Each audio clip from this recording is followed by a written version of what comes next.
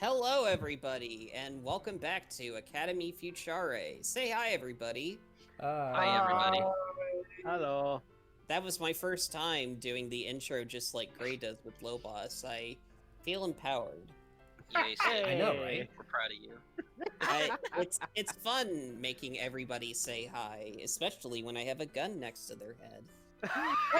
But let's just forget about that part, and let's talk about last Oh, session. man. So Please where we save last... me. Yeah, get back in your seat. Yeah, you can't see me, but I'm blinking my eyes SOS. Oh, God. And speaking of SOS, where we last left off, No. the party had made it to Moonward, which, as it turns out, much to living up to its name, it is a city that is entirely enshrouded in darkness.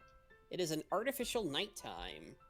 And according to the lore of Cicello that I ended up writing down like a few weeks ago, literally the reason why it's like this is because a bunch of mages were like, why not?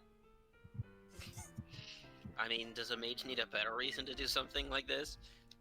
I mean, that's basically what Jesse said. And as a result, it is the perfect place for a new fledgling vampire like Paisley to acclimate to her new vampirism. But she's also here to be dropped off to an associate of her older brother Gavin's, a man by the name of Dr. Albert Dragomir. And after asking around the locals, finding his place, you eventually find his somewhat eccentric place of living.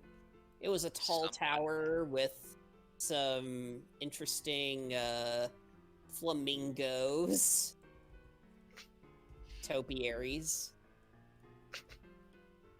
And then when he came in, it was also quite the entrance. He was nowhere to be seen, and essentially the house itself was sort of taking you around a tour of the whole house until eventually you got to the top to his laboratory, where you found a bat. And it turned out Dr. Dragomir was indeed a vampire as well. And so, eventually, you got to learn a little bit about him. You learned that he actually applied for the academy, but was turned down. In favor of Sekviz. And he blames Sekviz, yes. Right. No, it's almost like you wouldn't be able to properly function there or something. Nonsense. I'd be cool with him. I mean, so would I, but like he can't go out in the sunlight. You also found out that there is a functioning colony of vampires living in Moonward, actually. And obviously, Paisley will be basically introduced to the colony, but mostly under Dr. Dragomir's watch, since, he was the one contacted. Yeah. And eventually, after gaining Paisley's consent, you finally left her off, and they gave you a farewell. And then as you're looking to head on back home, you actually met Kabishi Mite, of all people, another member of the Academy, where you also learn that he is also a Sentinel. You eventually learned from him that he and his party were doing a mission gathering ingredients for a steakhouse. And as a result, they basically ended up getting free food for their last few days. So he decided, hey, let's bring you all back and, cash in this clout. And as you're coming back, you all felt like you were basically getting watched. Until eventually, as you were having your dinner for the evening, Kabishi Mite called out for his little shadow, and a very begrudging Juju finally showed himself. And what proceeded was, once again, the party somewhat teasing him, forcing him to be social. He may or may not like Dougie. And then also, in the middle of this, you also got to meet another new member of the Academy, a stunning Kashirin Azumar named Lazalisa Bog, who basically did a full-on belly dancing performance for the tavern. Kabishi was very much excited. Juju, And we all agree that... Oh, sorry. We all agree that all Azumar have anime hair, right? I said this 2 weeks ago, but I still feel called out when you say that. And while Kabishi seems to, is the perfect hype man for her, Juju looks like he absolutely hates her guts. And based on what Lazuli soon implied, it's probably for good reason, as there are implications that she had charmed Juju and got him to dance. Oh, I thought she didn't even need him to do that. She just whispered sweet nothings in his ear, and he's like, fine, I guess, but it's not like I like you or anything. And so, seven of you actually, almost forgot Dougie there, all 7 of you decided to basically spend the night at the inn. Figured, hey, dinner and a Show. dinner and a show, yeah. And the ship is still close by. However, yes, thank you, Will. And so, but eventually morning comes, or at least what you assume to be morning. Was there any business you wanted to do before you decide to head home? Not really. Basically anything business related, Traylon. I mean, I guess maybe look around to maybe shop. They are in Sicilo for crying out loud, so magic is plentiful here. But apart from that, if nothing catches his eye, there'd be no real point in staying for too long. Ooh, I have an idea, if you will let me run it by you, Gray. Yes. We live in a place that has a city where it's always night. What if you could talk to one of the mages and see if you could find a way to master that magical darkness for yourself and make that into an arrow? Potential. An arrow that casts the darkness spell. I'd be down for it. So what do I gotta roll to get that going? Well, first you have to play Valorant and play a character that uses smokes. Ah, damn it.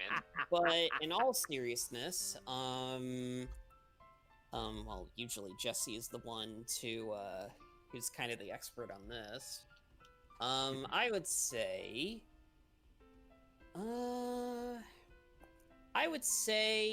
first, make a investigation check. Just a general sort of like scouting out the town sort of thing. Investigation. All right, soft 20. I'm going to say you go ahead and obviously... By the way, Nimbus, are you following him? Yes. And while we're at it, Kritas, you want in on this? I mean, he doesn't really say blah blah words. He doesn't really want to stay alone by himself with Gigi over here, so yeah. Alright, in that case, I'll say Dougie goes with you guys. Hey. In fact, as you guys are talking about arrows, she's sort of like, hey guys, what are you talking about? I'm talking about arrows. Okay. Cool. I figured it would be prudent to stock up while we were here. I'm going to say... Sorry. I'm going to say that, yeah, it's Sicelo. It's pretty easy to find mages who sell stuff. Most of the time during your search, you end up finding more so like mages who don't really sell magic, but more so like novelty souvenirs because, well, it's Moonward. There's no other place in the world kind of like Moonward in a way. What happens in but stays in Midward. Exactly. what happens in Lover's Ward stays in Lover's Ward too. Unless you're freaky like that. They ain't judging. But eventually you do find. Actually, hold on one second. Just so I can find something. Because I So never what- actually saw what. Oh, it's transmutation. Okay. So, eventually, you do find a rather sharply dressed looking tiefling, sort of like peddling, wood. Why am I saying it like that? What would be sort of like the novelty stuff, but you also, Traylon, you kind of get the impression that he is also selling other stuff if you know how to ask for it. Just from, this is not the first person you've bartered magic with, so to speak. So you kind of have an idea how to coax the information out of him. Alright. In that case, Traylon will approach said tiefling and say, "Good evening, sir." Good evening. Well, technically morning, but I don't blame you if you get it wrong. So, what exactly are you trying to peddle here? Well, take a look at these. And he just shows you all these different souvenirs and whatnots. And you see out of the corner of your eye sort of like parchments of paper.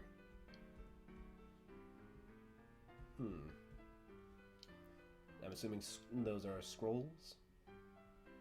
Sort Or just of. parchment papers? For a brief moment, he sort of like widens his eyes, but then he just sort of smirks and he goes, "Oh, so you're not just a tourist. Normally, people in the know are the ones who ask for that, but, well, how can I resist a customer? I'm a little So, bit. I'm a bit of a what you- magically inclined. At least I on the can tell. academic aspect.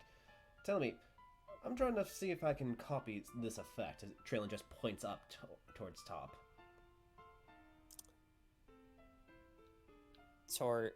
What? He just points up Like, at the sky. to... Oh, okay. Seeing- He sort of blinks for a second trying to figure out what you means, but then he's like, "Oh, you're looking for some darkness. Darkness is power. I know a certain family that's all about that." Darkness. Kingdom Cicello! Fill me with the power of darkness. Oh my god. I know, deep down in my heart, that Moonward is light. Oh my god. Jesus. Go ahead. Yeah, right. Oh my darkness. Well, let me take a look through here. And he sort of like looks through the scrolls. You can actually tell he's sort of like carefully looking through each one individually. And he's sort of like making sure to gingerly sort of like look through each one just to find which one you're looking for, but also sort of like making sure he doesn't accidentally trigger them. Yeah. And it actually takes quite a bit. You kind of have to like stand there and twiddle your thumbs for a second. But Traylon will go ahead and tell him his idea of potentially inscrying an arrow or to release the effect Oh. Show him some of the examples that he already has on hand. Sounds like you're quite the adventurous one when it comes to magic. I can respect that. That's how a lot of things in Cicello happen. It would be wise not to underestimate him. Our friend here is really quite the genius when it comes to arrows. Yeah. It's the family business. Interesting. Where are you from exactly? I can tell you're a foreigner, but where exactly? Technically, I'm from Radiana, but the ass crack of nowhere. Oh, you're a northerner, aren't you? Yep. No wonder I almost thought you were from here. Interesting. Take it you get taxed or something? Oh, hell yes. We get paid in pennies. Or excuse me, coppers. Ah, poor lad. But at least you're here and not there. Yeah, well, my family's still back there. The only reason I'm here is because of the academy. Oh, you're an academy kid. Interesting. No wonder you can afford this. Certainly pays well. Sorry, I'm just looking for fucking prices. Alright, let's see here. Alright.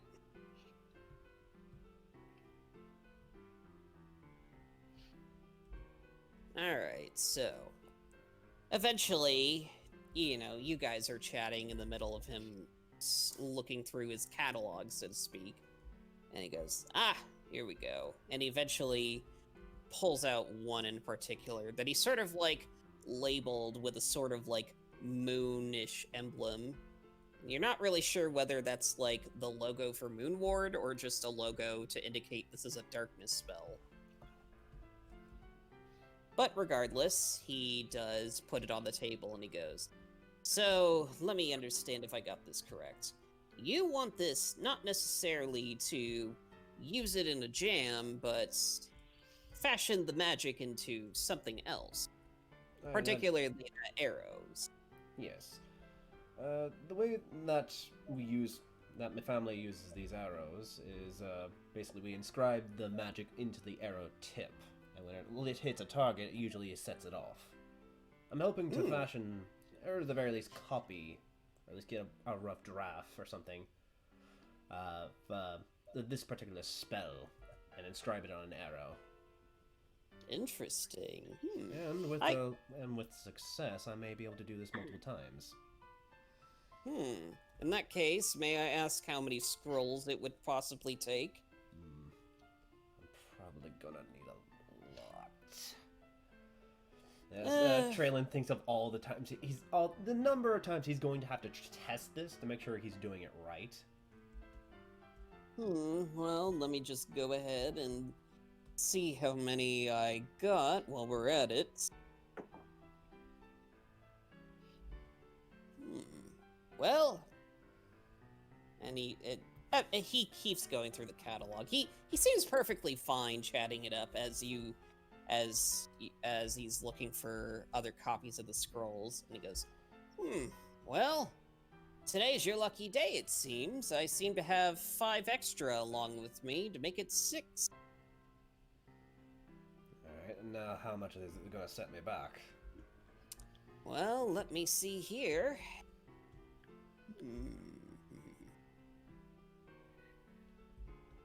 Let's see here.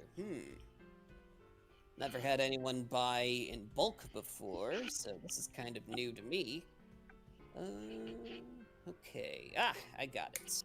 So, according to, I haven't had the chance to whip out this this flowchart here, but based on what you're getting, this will be about, let's see here, about 200 a pop.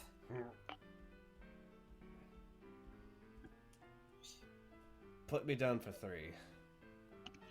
Oh, 3 to make it 600, I see. All right. I can see that.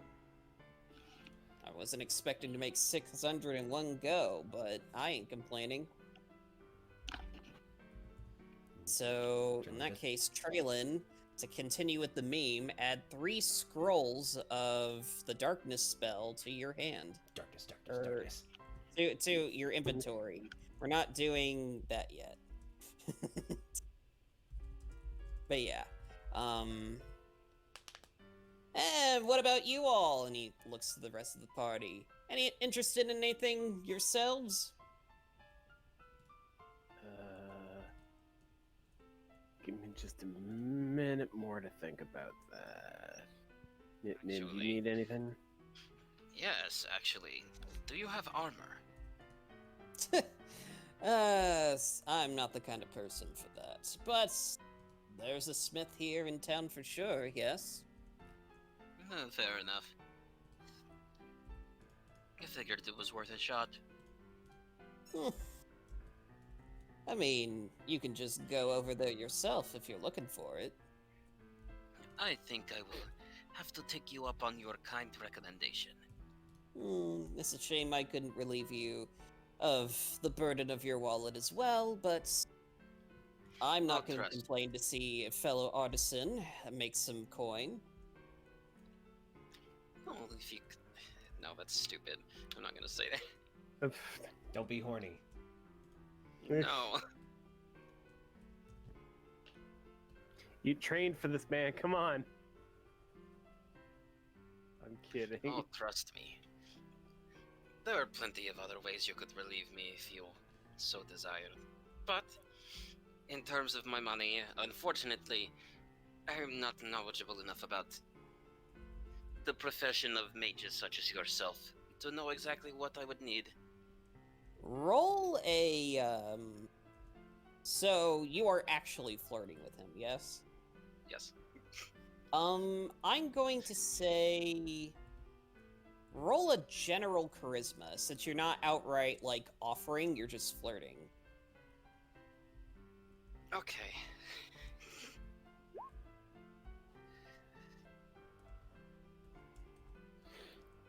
So I Wait, do is stuff that like the this, and what? then I do stuff like this, and then I get all upset whenever Trowlin is like, "You're being too horny." There. Oh no. That's a natural one. Oh no. Excellent. He sort of like sort of thinks of the Oh. I appreciate the effort, but I'm already taken. It was worth a shot. Whoever has the pleasure of spending their time with you is very lucky, I'm sure. He'll give like a wink. He winks back. I don't know what it's like over there at the academy, but I sure hope it isn't exactly lonely. Oh, believe me.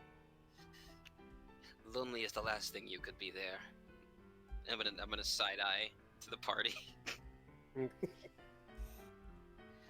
Well, Trellin would be nice. He won't say anything. well, if you all won't require anything, I do wish you a good morning / evening / afternoon. Likewise, and he will give like a polite little bow, just a little dip. He nods back.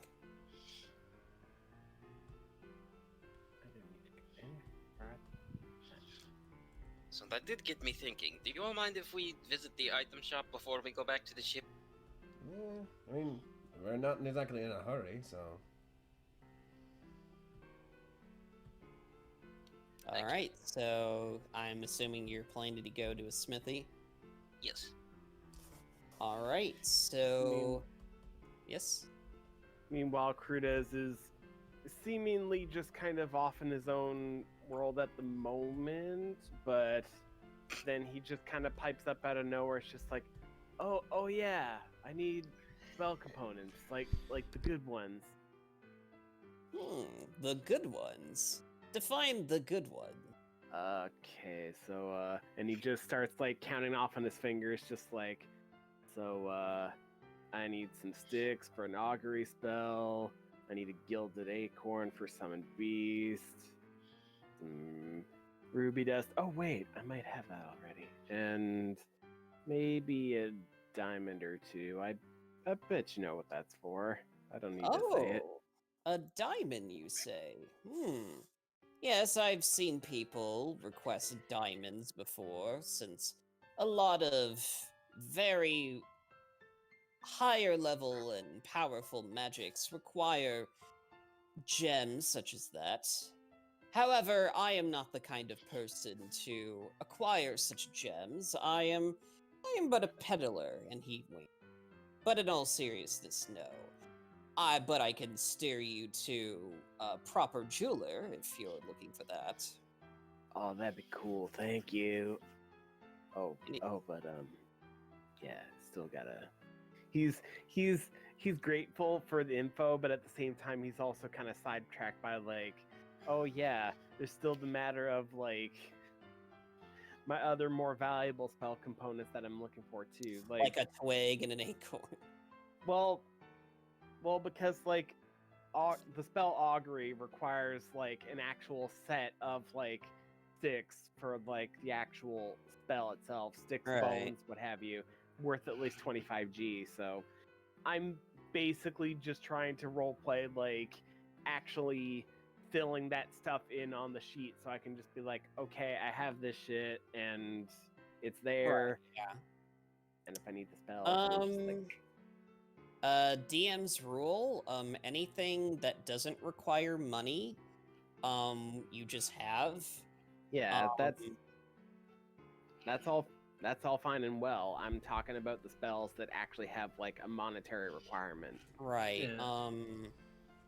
I would say to cut down on sort of like time for just role playing all of these shopkeepers out is if you're in a town or anything or whatever, you just, you make an effort to say, hey, I'm going to buy this. Right. Otherwise, you don't have the components. Just to save time, I'll just like put that in the chat and just we'll Right. deal with it when we get to it. Yeah. So yeah, he goes, as for, well, sticks and acorns, well, I don't know about you, not to be.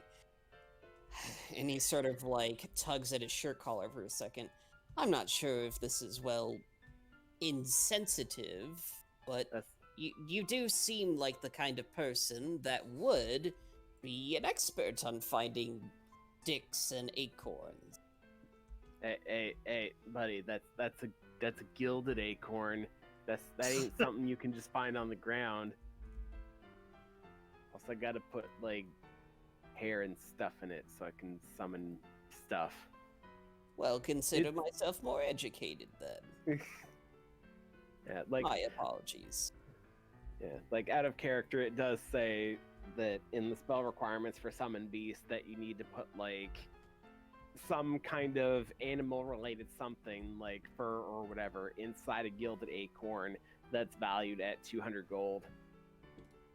Well, regardless, I am not exactly a peddler of, well, the earthen varieties. Unfortunately, I'm not even sure if there's anybody in Moonport that sells something like that. Oh dang. Well, thank you though. And he's gonna do how much do I have?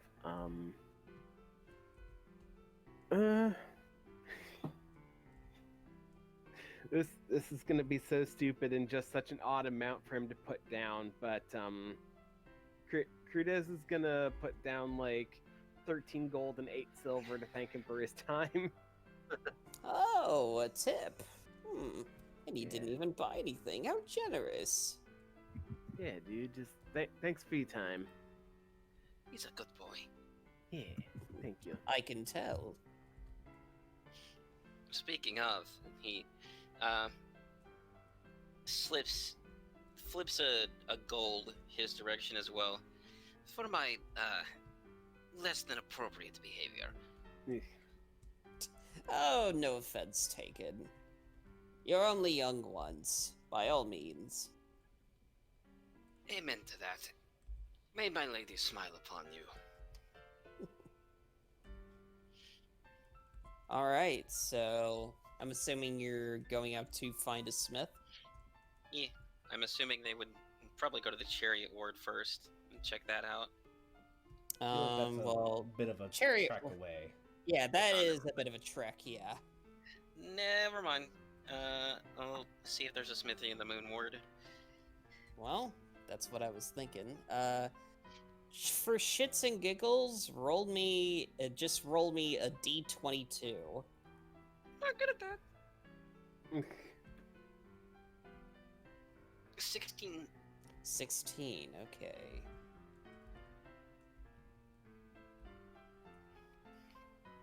Wait, you said a D22? Yes. Yes. Oh, okay. Now I have Cool. to start over because I heard that. Did you really? Okay. Either way.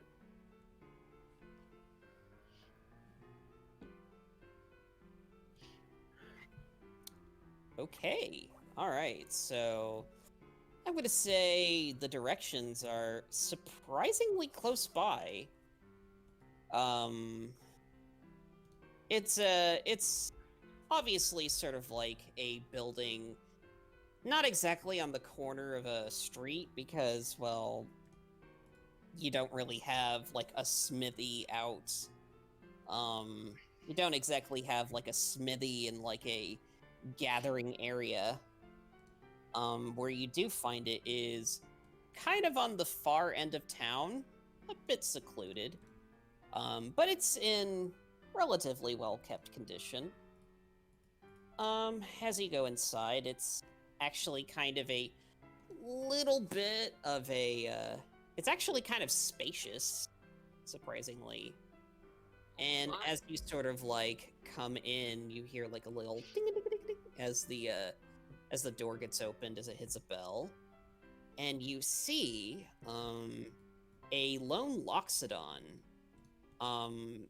sort of just like making sure everything doesn't just fall over. Like he's hanging up armor for display. And he goes, "Give me 30 seconds, I'll be right with you." I'll take your time. And eventually you see a rather burly looking Loxodon who is sort of like obviously wearing clothes, but like most of it is sort of obscured by a giant apron over him. You can actually see a bit of sort of like, would they even have soot in blacksmiths? Yeah.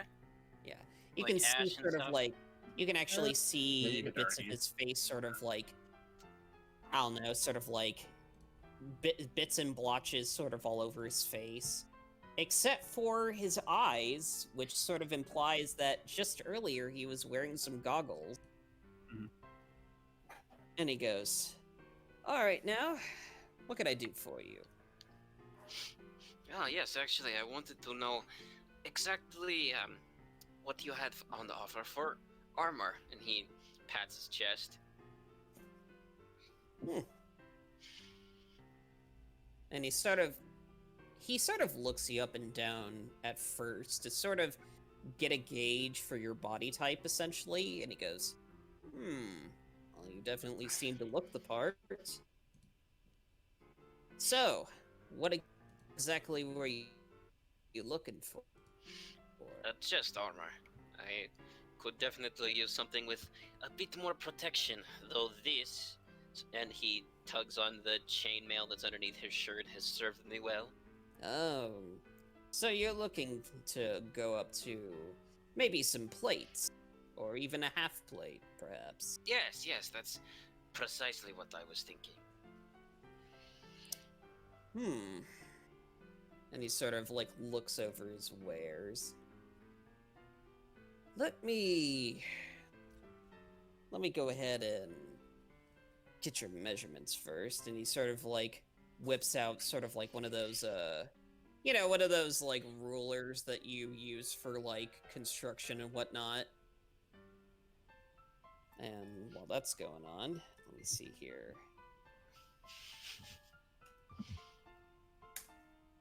This is me taking a break to look for prizes. But yeah, essentially he's sort of like pretty much getting your measurements to sort of like see if he has something relatively in your size, because if not, he'll just have to like make it himself. Yeah. Okay, this goes here. All right, let's see. Go ahead and stretch your arms out as he sort of like measures your side. Or your waist, I mean. Yeah. The usual stuff. Nimbus is just smiling. Do you Getting all flirt the with atten- this one guy? Getting all the attention that you wanted. Was it everything you wanted and more? Alright, so... Alright, let's see here. Well, before I check to see if we got anything your size, so what exactly were you looking for? Obviously an upgrade, but was there anything in mind?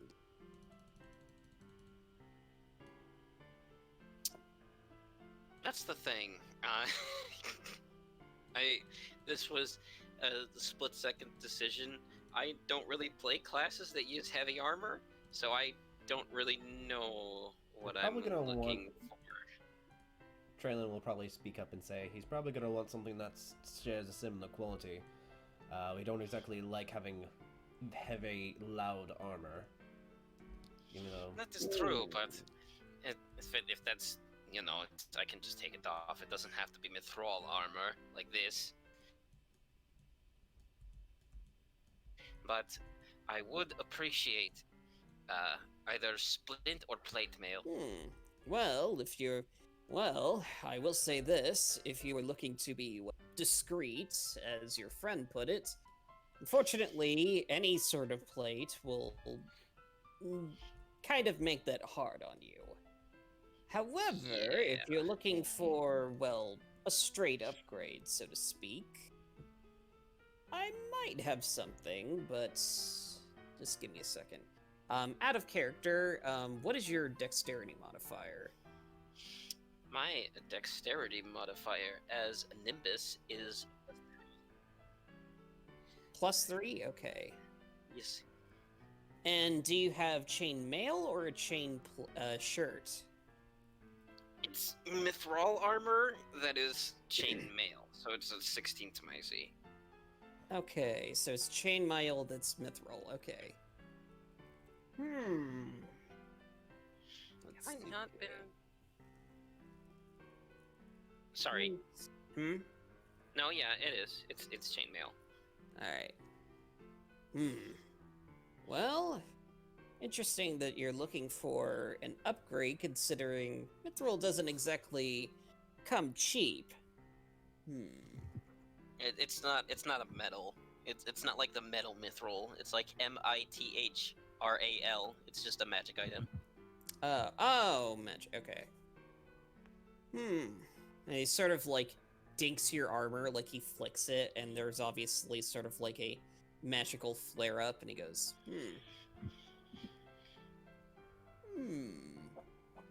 Well, if you're looking for half or full plate, but have something like this here, something to get rid of the loudness, I think I could whip something up, but I'd probably have to make it myself. So, sadly, I can't just give you something off the wall. That is true. Apologies. What I do know about armor makes me think that my purse is a little light to be in the market for something such as that anyway. But do you have shields on offer?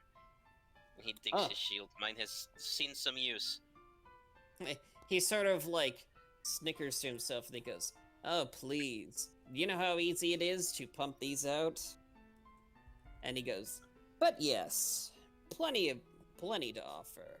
And I won't even have to take your measurements for it." I can Good. imagine. God damn it! I fucking hate that my brain does this to me. Oh. I can imagine you would be experienced in pumping a lot of things, given your occupation. General. God. So once again, general charisma check. God. I don't know why I'm like this. I'm sorry. It's a 19. Okay, much better. Traylon would smack you on the top side of your head if he could. You're going to need a ladder for that. Bitch, I'll Hit build him in the one. back of the knee. Hit him in the back of the knee. Oh no. Ow. Hey, fuck. So actually, Crudez just kind of leans over to Trail and just kind of whispers in his ear, like, "Dude, I have a spell for that if you want to smack him." What the fuck? This petty goblin, I'm gonna chuck you. So, Sorry, let's get back on track. so Nimbus, you say that, and the Loxodon for a second sort of like blinks, but then he sort of like chuckles to himself and he goes, "It's been a while since someone came here with that kind of fetish." You know, I honestly don't know what you mean, but it's probably apt.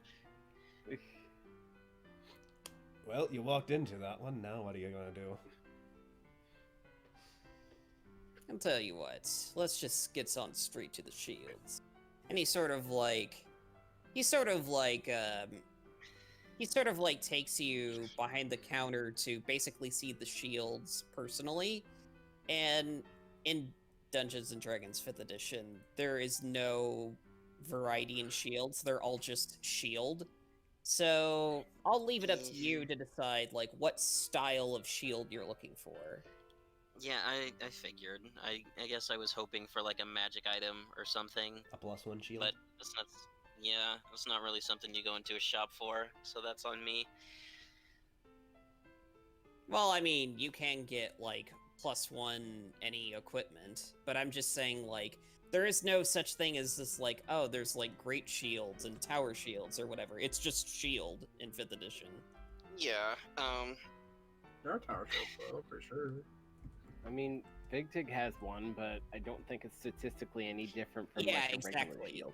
Like I think. you could style it to be whatever you want, but it's like, yeah. Yeah, I would say that Nimbus started out with a buckler, because his fighting style is very flamboyant and acrobatic, despite using his muscle. Would he have something like a kite shield? Something a little bit bigger? That is. He sort of like chuckles and he goes, "Huh, that's just child's play. Here, let me show you the good stuff." And he pulls out one that you can see is sort of like somewhat coated to. It's obviously sort of like a plainish, sort of like silvery color. But you can see sort of like little rivets of like studs into the front of the shield itself. Oh my, I must say I'm impressed. Figured someone like you would be impressed. I want to insight. It's like, what does that mean? Well, and he sort of like pats you on the head and sort of like, well, someone in the market for martial protection such as this. 15. Martial protection. Yes, I understand. Yes, but very I want to big and insight sturdy. him. Yeah, he's sort of like, someone who's looking for something big and sturdy to protect themselves. Ah, I see.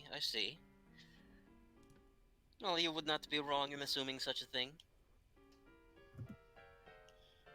Since you've been pleasant company, I think I will hook you up with this in particular. However, I do want to ask, was there anything you wanted to add to something like this? Also, what is that insight for? Because I was inciting him because of the way he said, someone like you would be impressed by this. And I was like, yeah, what does that really mean, though? Like,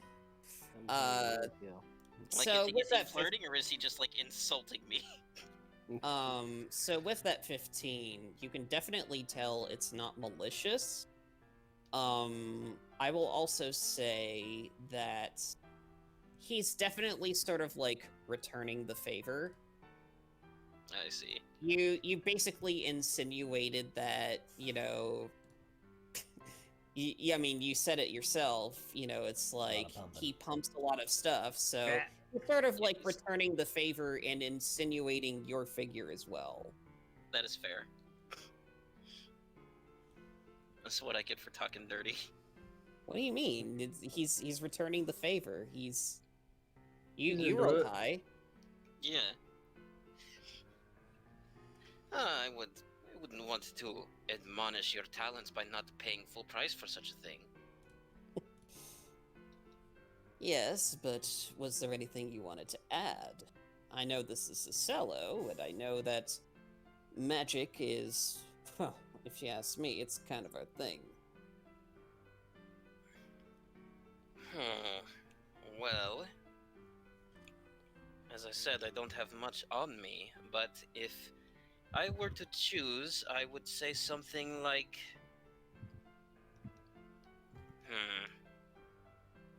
I don't actually know. I don't know what I would put on the shield. Traylon might actually speak up and say, maybe something that provides with a little more fire protection. It tends to get pretty burned up in the line of fire. Don't remind me. Let me think about yeah. that. Oh yeah, that did happen. It's not as though I can't handle a little heat, but it does tend to happen more often than I'm comfortable with. Well, it doesn't help much that you couldn't really see it at the time. Yeah, Couldn't really see each other. it kind of really sucked, but let's move on. Well, I, for one, am perfectly fine in the heat. It's my job, after all. Heh heh. Well, what you're asking for is, well, a shield that does protection from fire. And, well, I'm not exactly a scroll smith. I can put magical enchantments, sure, but they're more so for, like, enhancing what's already good about the armor in the first place, not necessarily add whole new properties altogether. Ah, I see. I misunderstood then. Apologies. Perhaps if you could just add a bit more protection, that might be something that is both suitable for my wallet and more amenable to your talents. In Well, other words, +1 shield. Yay, you said it now. Hey. Shield. Not in this game, it's not called that.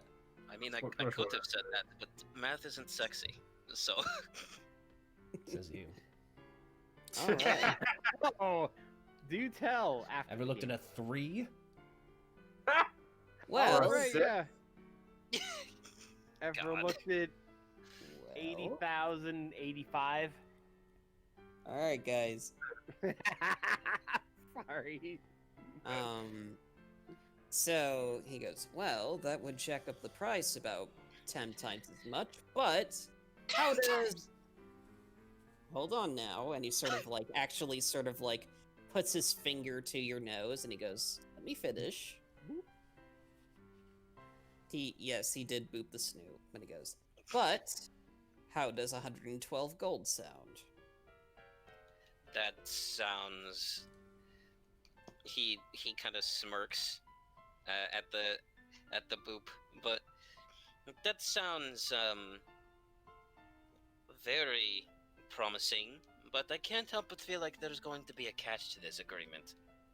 He sort of like snorts and then snickers goes, oh, please. Shields are easy to make for smiths like us. That's why they're cheap. He's not lying. Traylon actually speaks up about that heart. Fair enough. Then, So- I would say that you have a deal, and he will extend a hand for a handshake. He goes ahead and returns the favor. He goes ahead and spends about an hour or so, because since you're asking for, added protection, essentially. But eventually he finishes. Relatively speaking, it looks exactly the same, but for all intents and purposes, add 1+1 shield to your inventory. Hell yeah. Thank you for the suggestion. I'm D&D baby, I don't know items.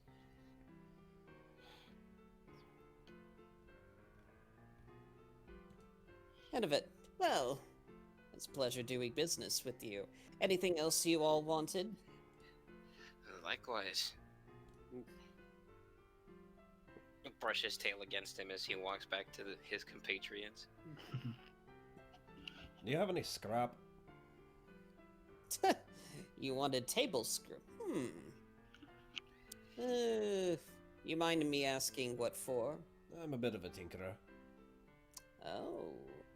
I mean, I should have known, but it would be rude to ask. Or rather, rude to assume. Alright. Well, it is just scrap. I'll say... I'll give you 10 gold for this pile. Done. Or strike that, reverse it. What? I'll take 10 gold for the pile. Or wait, no. He's selling it for that much. There Yes. we go. Done. Yeah. Alright, add a indeterminate pile of scrap to your inventory. You say that, but it's like, that's exactly what I need to make my little trinkets, so... I mean, yeah, sure. Enough to essentially be, like, pretty much to fill up a whole spell component pouch, essentially. Well then, pleasure doing business with all of you. But would the little goblin here want anything, perhaps? Maybe some pants. Well, No, I don't think he needs those. what? No. In case you No, want. I don't know if you can work with wood, but, and he just kind of holds up his wooden shield that's, like, practically a cutting board.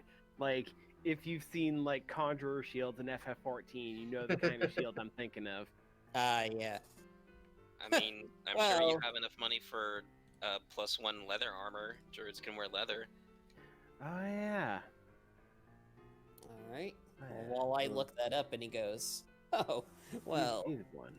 obviously speaking, I'm not exactly a woodsmith, and as he says this, he winks towards Nimbus. He winks back. What?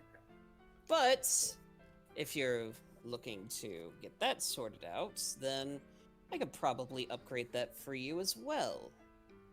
Look here. Is it leather or padded or studded leather? Let's have a look here, actually, because it's been a while. Just straight up leather. Alright. Well, leather isn't exactly my forte, but fortunately, I will not have to do much to get this upgraded a little bit. So, how would you prefer me adding studs to this? I'm not sure if druids, like... It's still, light armor, so... Yeah. Yeah, but the idea is that, like, I thought Right. I will address it in character. Okay. Oh, I see. You're a druid, right? Yes, metal.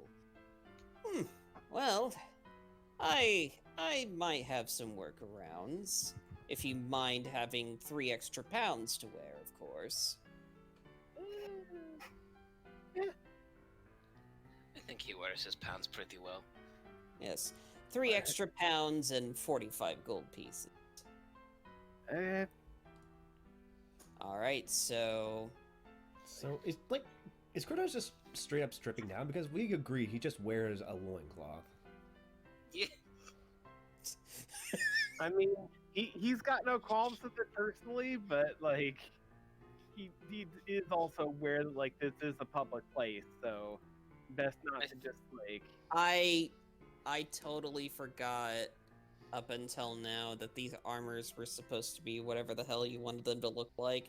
So now that I'm here, it's like, oh right, yeah, Kratos just wears a loincloth. Yeah, we can just breeze over it. Yeah. Well, anyway. He just, Everyone like, just averts their hi- eyes and He just just, like, pretends this he isn't just happening. He just hides behind the counter. It's fine. So you watch as this Loxodon, rather amused, basically takes Kratos' loincloth off after telling him to just stay behind the counter while this is going on. And eventually, after about several minutes, you see him sort of like add these rather hard. What would be a good alternative to Stones? What would be a good alternative?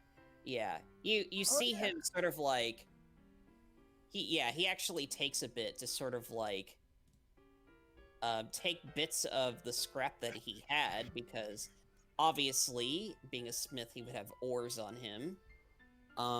He would fashion these into little studs, and eventually, Kratos, you see him hand you back your loincloth, and it's sort of like lined from top to bottom with these sort of like blackish colored like studs. Whoa. He goes, I had a bit of onyx stones on me. Oh, that's so cool. Good. Dude, Now I go got ahead. onyx. And he just like holds up his loincloth, still hiding behind the counter. Nimbus Dougie gives him a handling all thumbs this? up and a genuine smile. Oh, how's Dougie handling all this? Dougie is... She basically has a dopey smile the whole time. At one point, you see her... obviously, I'm hand-waving this because I'm the one playing these characters right now and one at a time. But Right. obviously speaking, because it's Dougie, she asked him about, like, if she wants to wear the ring. Oh my And god. I'm going to say that she does, and he ends up as a gold. Cool. But eventually, yeah, he does mention, it's like, yes, I appreciate. Hold on. Yes, I appreciate it. Now, be a dear and go ahead and put it back on. He like as he says that, he was just about to walk out from behind the counter. It's like, oh right, yeah. You see him sort of like put out his trunk to like keep people from moving forward, just like, you might would have put that back on. Yeah. Save this drinking for the ship, Kratos. Nimbus will smile at him. Well, he just looks up from behind the counter, just like, bold of you to assume he would allow that. Just pointing to him and then putting his like loincloth back on. I almost said jockstrap. Oh my lord. I mean, close enough, really. Anyway. So that's like a +1, yeah? Yes. Okay. Actually, no. You actually upgraded straight up from leather to studded leather. Which And is... that is 12 plus dex. Oh. I'll just add that in my inventory as we go, but yeah, we can go ahead with so that. just change your armor from leather to studded leather. Alright, and so he goes ahead and waves you all goodbye. Continues to just wink over at Nimbus as you all leave. Excuse me. Was there any other business you wanted to do? That's the only thing I could think of that I need to do. No, My we're AC good. is 19 now. Yay. And Is Cortez, 18 you now. wanted anything? No, I think Cretus is good. All right, and Traylon already got his stuff in. All right, so I will go ahead and say after you've gotten your materials, you essentially head on back to the inn, pretty much to let Kabishi Mite and the rest of the guys know that, hey, you're heading out.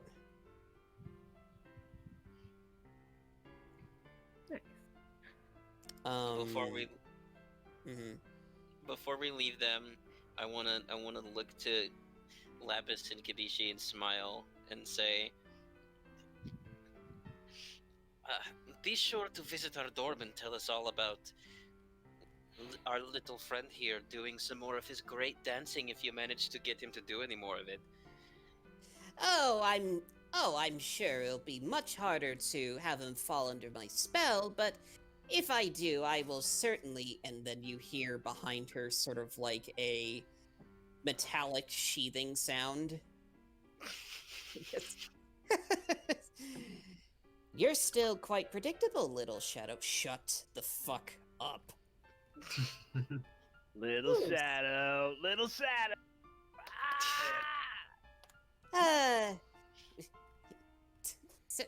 Such a serious tone, and yet not exactly the most well-mannered. But I guess I just bring it out of him. No, don't worry, he's like that with everybody. I had a feeling. He definitely came across as the kind of person that would hole himself away from others. Didn't pretty much read him like a book the first second I met him, and Juju is just glaring daggers at her. Just try not to let him kill you. I've seen him at his best. I can keep up. Oh, fuck. What? Excuse me? He's saying if he tried to attack her, that Exactly. she would be able to fend him off. And she says she can keep up. I mentioned it already before, but he's a much better dancer when he's doing what he's best at, which, well, combat.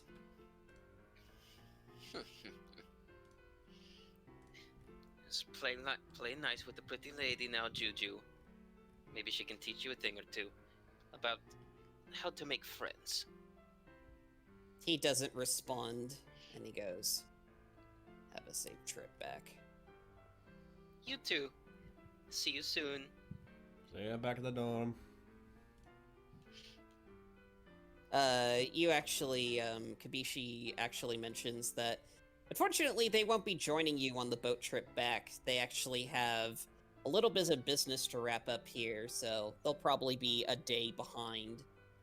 But he eventually does wave you off. He definitely sort of like throws prestidigitation streamers and whatnot. It's Just just a like little party horn sound. Pretty much, yeah. Lazuli is very much amused and into it, and Juju is not. And so, eventually, as both Sentinel groups say their goodbyes, you eventually take the hour to 2 trip back to where you had set up port. And eventually, you finally meet Onweir back at the ship again. You actually see him chatting with a few other, you actually see him chatting with a few other local, you actually see him chat with a few of the local captains. Hold on.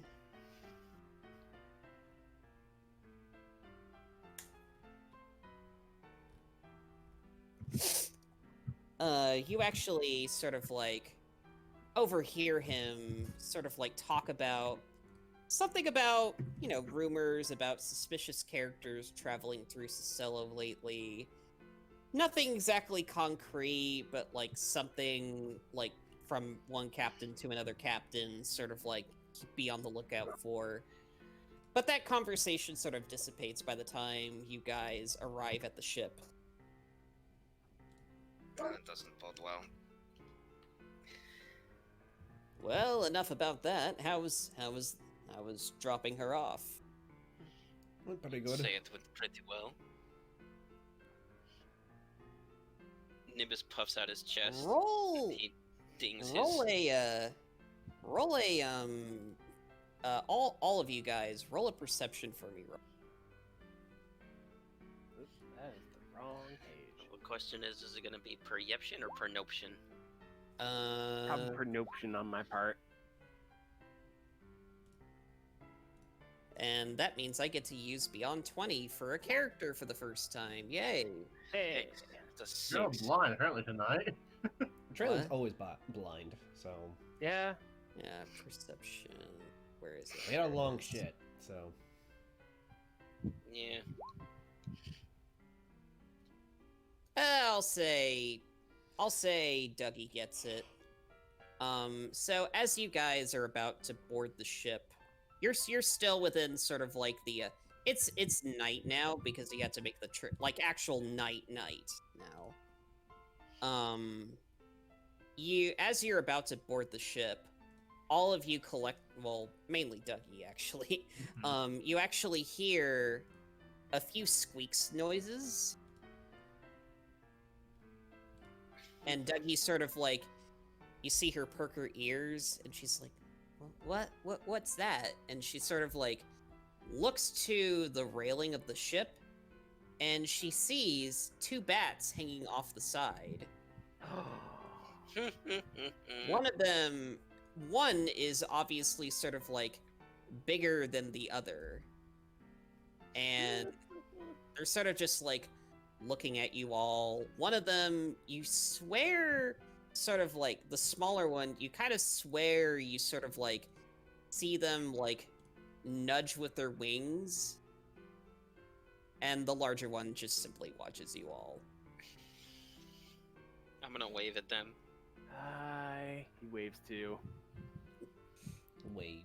You see the larger one sort of like nod its head, and then from their perches, because they're hanging upside down, you can actually see him like extend his much larger wing around the smaller bat, and you see sort of like them sort of like cascade into like an orb of dark, and then just poof, they're gone. Pow. Oh fuck. He has the Slayer outro, he's so powerful. I mean, I was gonna joke that they were Asians, but okay. That's terrible, I apologize. Me too. So yeah, you go ahead and head on back to ship. Sadly, we're not going to do ocean encounters this time. We're going to go straight back to the academy on this. I don't know if that's necessarily like a sad thing, but whatever. I mean, That's okay. But anyway, obviously, thanks to the upgrades to your ship, ever since the mission from Perone, your ship has been able to get to places much quicker thanks to the engine. And sure enough, in just 2 days' time, around midday, you all eventually make it back to Academy. And by the time you get to the Academy, it's about noon. You kind of unintentionally made it a habit of making it back home, climbing up the stairs, the mountain trail up to the Academy proper, and you end up there around noon. And sure enough, as usual, it almost feels like, you actually see Cedric in the middle of handing out his last-minute provisions. You've been to this stand before, but surprisingly for once, so you watch him sort of like take down, you see him in the middle of sort of like taking down the stand on a stepladder, and for once, he doesn't completely look like a walking disaster. The stand seems like neat. You know, he doesn't look disheveled. doesn't look like he's ready to have a panic attack. Yeah, for all intents and purposes, he looks totally normal for once. And no sooner do you think that, you see him take a step down, and he misses the rung, and you can hear him go, "Ah!" and he falls. Oh, this poor man. He needs an assistant or something. Eventually, he does notice you all. You see him sort of like somewhat smile as he has like a hand favoring his butt, sort of like lands straight in on his ass. And despite the fact that he sort of like winces and he goes, "Oh, good. 3 sentinels, perfect. Good. Doesn't mean I have to go running around the entire academy for you all. I'll probably have to do some running, but still." Just make sure you're drinking water, buddy. Oh, yes, I am. Don't worry about that. I actually have to, I have an announcement for you all. And it's perfect timing. The headmaster wants a meeting with all the sentinels and the house leaders at his office tonight. Oh. I don't know if he can meet with all of them. I don't think Kadishi's party has returned yet. Well, it's all the sentinels that are present at the academy. Yeah, no, that makes sense. Oh yeah. Oh yeah. Yeah. But of course, I have to take all this down first before I can get to everybody first. So, thank you for saving me some of the trouble. Anytime. Do you want some help? Oh, actually, no. I know I must come across as, totally unprepared for this, but I actually do this on purpose. Well... What? Well, how do I explain this? Well, it's kind of a long story. So, before the academy happened, I was just a normal business secretary. Well, and it was by pure coincidence that my application not only got me here at the academy, but, well, as the headmaster's right-hand man, so to speak. So, in a way, I kind of feel a little guilty about having this position. I mean, I'm just a normal secretary, and so I feel as though I, kind of have to earn my keep, so to speak. So, I don't have to do this, but I just feel I got to. But dude, you practically keep this ship running as tight as it is. You don't feel bad about asking for help. It's fine. You really think so? Yeah. Are you kidding me? Like, dude, How you often do we see Principal Carol running around doing all of the things that you do? Well, that's not to say that he isn't busy. Of course. He's the one talking with all the world leaders, so to speak. But I still wow. think it's worth noting. Yeah. Wow. You actually think that highly of me. Yeah. I am quite honored by that. Oh. I want to pet him. Oh, roll a insight check. Oh boy. It's a fat 20. So this one's very obvious to see because he is, you're essentially like doing this right in his face, and essentially you are actually taller than him. Actually, how tall is Nimbus? Nimbus is 6'3". Oh yeah, you're definitely taller than him. So you like pat him on the head, and he sort of like goes, and he sort of like looks off to the side, and with that 20, you can catch him blushing, and he goes, "Oh, I don't think I need that level of praise, but beggars won't be choosers." Maybe not, but I'd say you deserve it. Hmm. Anyway, unfortunately, you all sort of missed out on tutoring, so Damn it, again? Yeah, that's what happens. It's fine. I have no control over the schedules for tutoring hours, but on the plus side, until this meeting happens, you all have plenty of time to relax and do whatever you want. That is true, and it is not your fault, Cedric.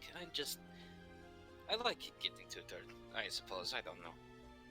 Right, I understand. Some are more willing to learn than others. Their loss, if you ask me. Oh. I understand what he meant now, but the way that was phrased made me think like these losers want to fucking learn what's wrong with them. No. No.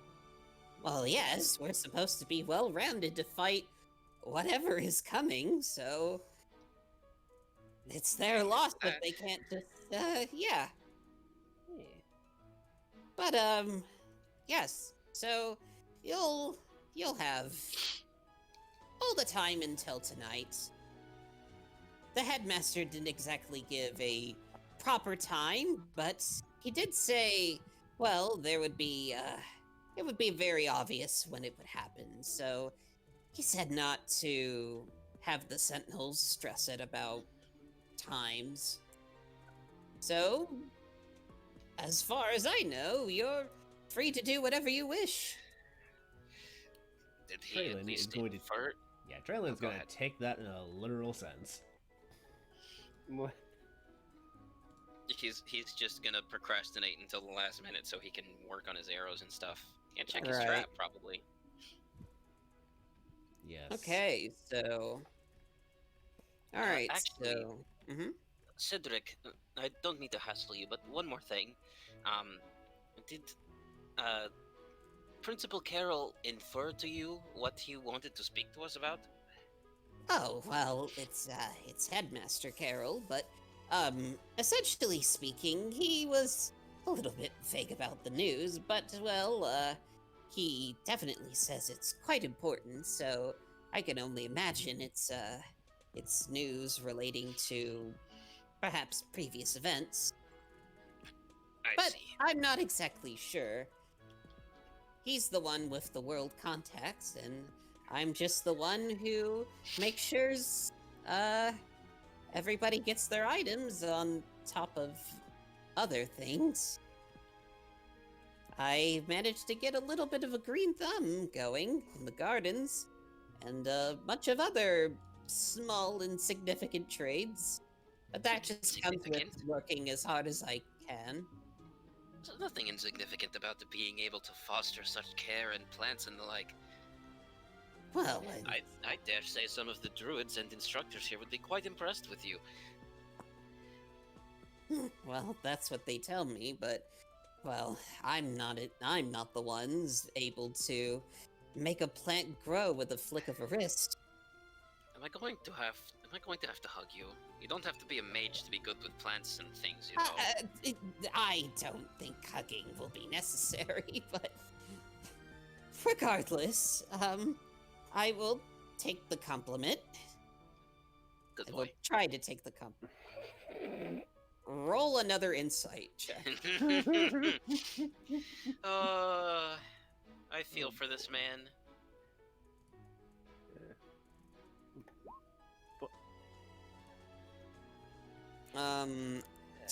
He definitely seems surprised when you say that, and he goes, well, enough of that.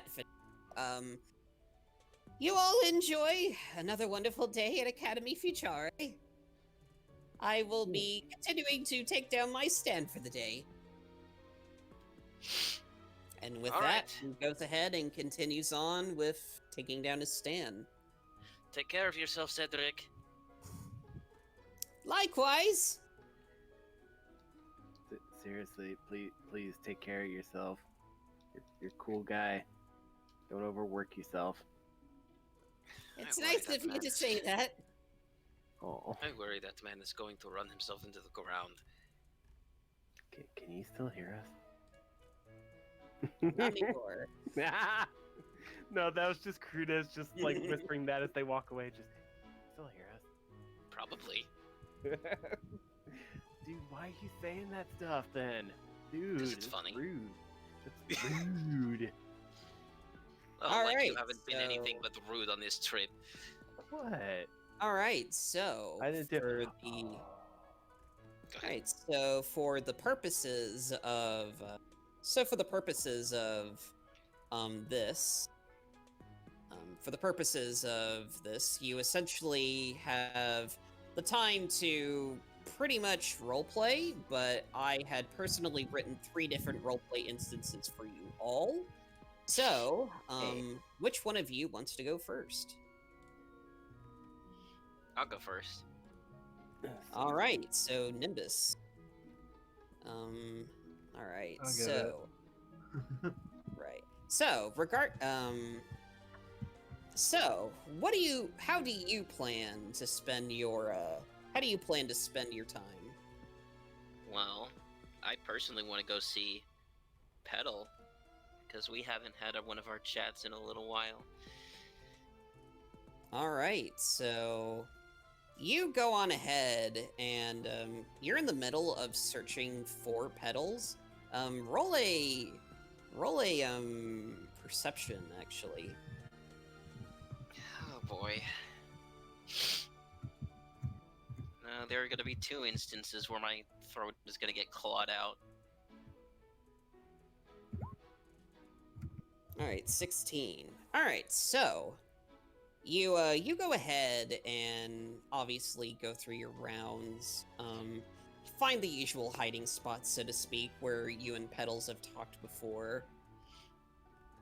And essentially speaking, you do seem to... You think you spotted Petals in the distance, but you actually feel a hand sort of like pat you behind on the shoulder.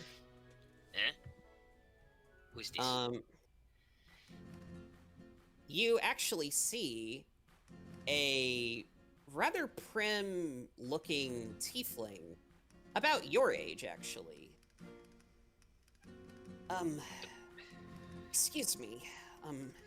You are a sentinel, yes? Yes, that is correct.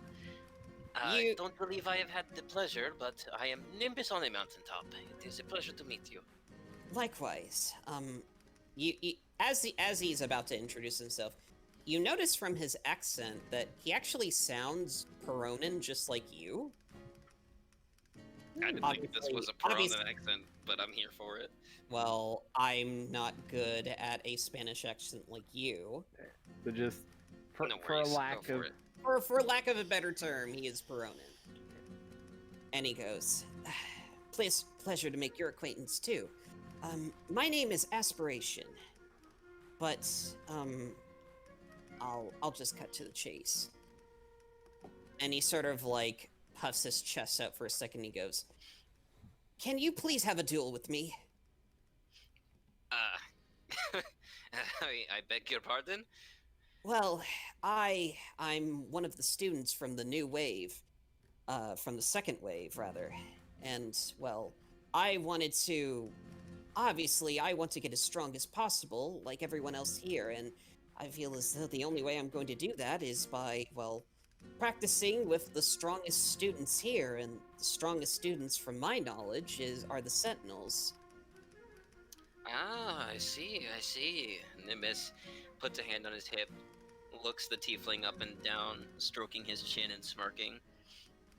Well, I can certainly respect the drive to be great, especially in such a diverse area. I hope you don't mind. Mhm. Go ahead. He was saying, so, is that a yes? Of course. Oh, wonderful! And he sort of like, for a second, he sort of like tries to nudge you over to the arena. Oh, do not worry. I'm quite familiar with the location. So what were you trying to say earlier? I don't remember. It's... I Sorry. lost it. That's okay. So yeah. So aspiration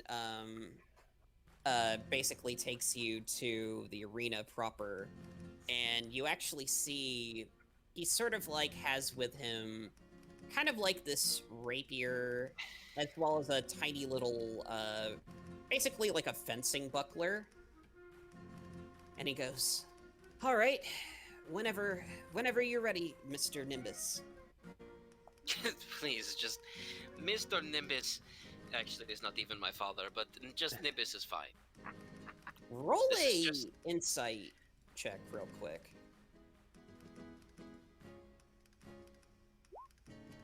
Natural 1.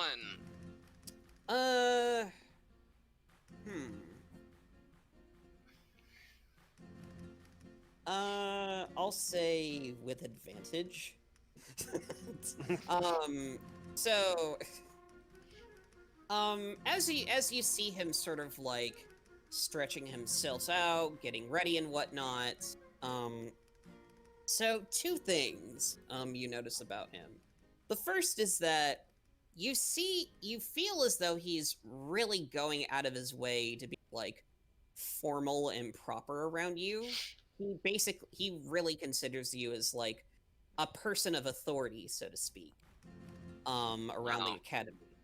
And the That's- second thing is, as you're sort of like sizing him up earlier, hand on his hip, scratching your own chin and whatnot, you get the impression that you could totally mop the floor with this guy if aspiration isn't careful. I see. How long have you been here, Aspiration? As long as the second waivers were. So I see. I'm relatively new here, but I'm willing to do my best. Well,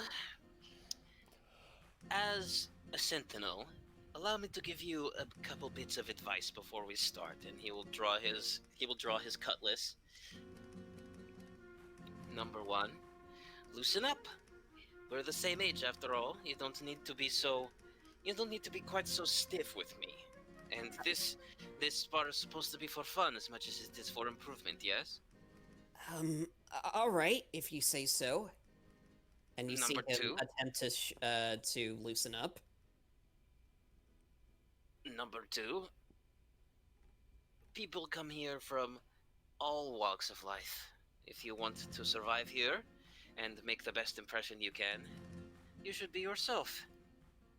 And number 3, he prepares his stance and he's smirking in aspiration with jagged teeth.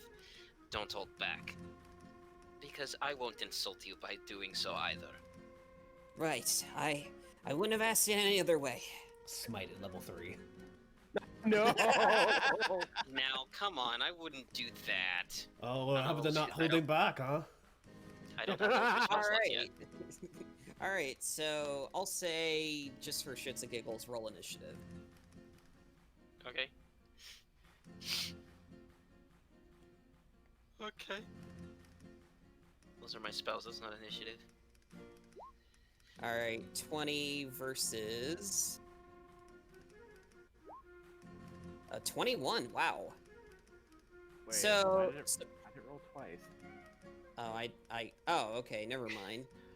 16. So you get the first move. Okay. Watch him and just So be a since level I- 1 dueler. Aw. He's actually level 3. Okay. I mean, So he's- immediately makes sense, same as us. he's gonna clang his sword against his shield and race into the air, and thunder will strike it. Well, lightning will strike it, and he will cast Thunderous Smite. Well, all right. Well, go ahead and roll the hit then.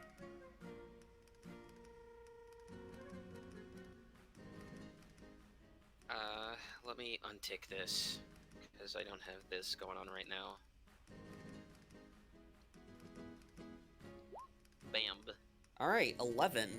Surprisingly enough, he actually seems somewhat determined and ready for it, and as you're sort of like getting the lightning to show up in your sword, as you're about to swipe it down, he sort of like backhands the sword out of the way with his shield. Surprisingly Very well so nice. far. And so he will Very go nice. ahead and use his turn to sort of like take a shot with his rapier. Does Well, Nimbus I'm not quite done yet. I'm level Oh. 6. I have extra attack. Oh yeah. Never mind then. 14 also misses, surprisingly enough. Oh my God, So after he parries Nimbus's first strike, he's going to try and thrust around his middle.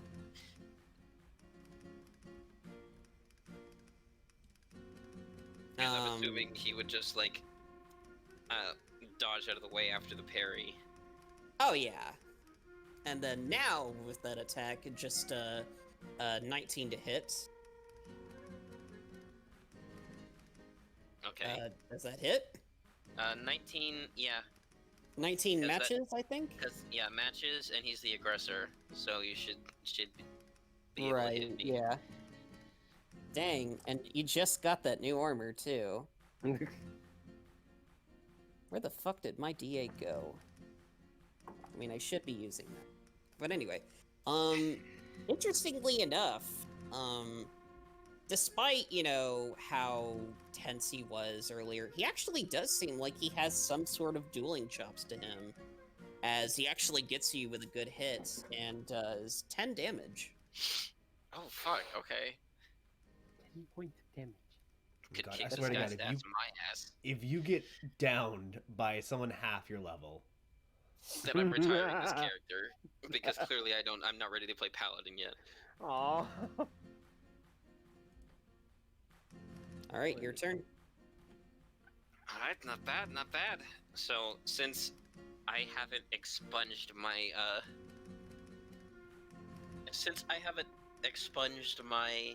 Thunderous Smite, it should still be up, and I think it's a concentration, so I might have to, yeah, I have to make a check for that. All right, that definitely passes. Okay, so I'm gonna take another crack at him. All right, Oh, 11 Jesus. misses. What the hell, roll 20? well, +9 to this. That Yes. hits, though. There we go. Thank you. All right, so that is 12 damage, and then your Jesus, Thundering Tiger. Smite.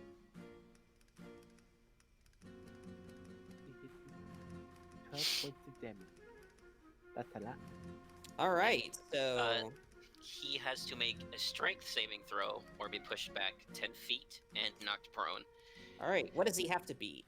He has to beat a DC of 14. My charisma's not very high. All right, so Nimbus, you're like, okay, not bad, not bad. Not bad, not bad. We'll try You this. you have one you do one slash to sort of like, by now with 2 slices you sort of like have gotten an idea for how he dodges. So you use one attack to sort of like bait him into a position where he can't dodge, and this leaves him open to your second attack, where it's just like, poof. You see him get flying back, knocked straight onto his back. Nimbus is gonna look at him, and then, God, he's gonna look at him, and he's going to hold out, the blade flat, and while still gripping the hilt with his ring and pinky, and his thumb, he's going to do the beckoning gesture, like, come on. You see him sort of like struggle to get up, because that was quite the hit. He goes, all right, if we're going all out, I guess I must too. I And- advise you not to hold back. Give me everything you've got. You actually see him sort of like wave his hand for a second, and you actually see a rather putrid-ish orange color sort of like come out. Hmm. He will be casting Ray of Sickness. Well then. I'm assuming that misses. Yeah. A 15 unfortunately does not hit me.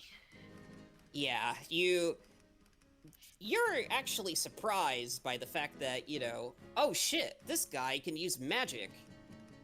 But you've been hit with projectiles before. You managed to sort of like tap into those feline instincts and like get out of the way in time. But you're definitely surprised. It is now your Interesting. turn. Okay. So seeing him do that, his eyebrows are gonna raise. Ah, I see, a man of many talents. Oh, then allow me to test you. And I will cast Shield of Faith on myself. How will you manage to penetrate it? I should have worded that better, but whatever. You know what? This is I'm the perfectly just hear in the distance Traylon shout, "That's the 4th time already!" Let me live my life! Alright, so sure enough, you watch him sort of like charge to take up the challenge. Even with your Shield of Faith, he will attempt to penetrate your defenses with a shot with his rapier. 24! Oh my god. That actually hits. And that will end up doing... Oh wow, that's actually max damage. It's 14. And then he is going to action surge. And in the same vein, he's actually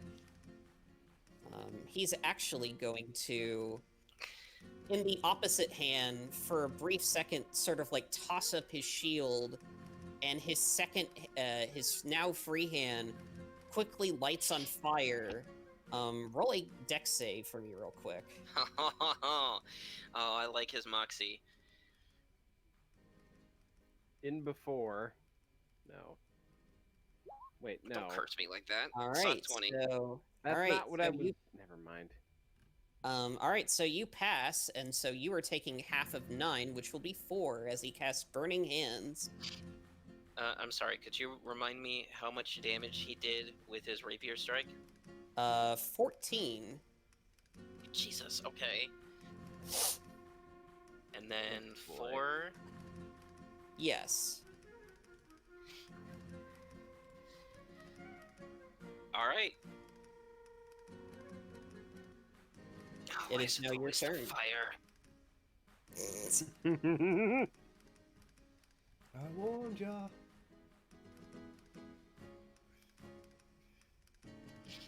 Look, if you're going to spectate, then come in here instead of yelling at me from the outside. All right, it is your turn. Alright, so. Alright.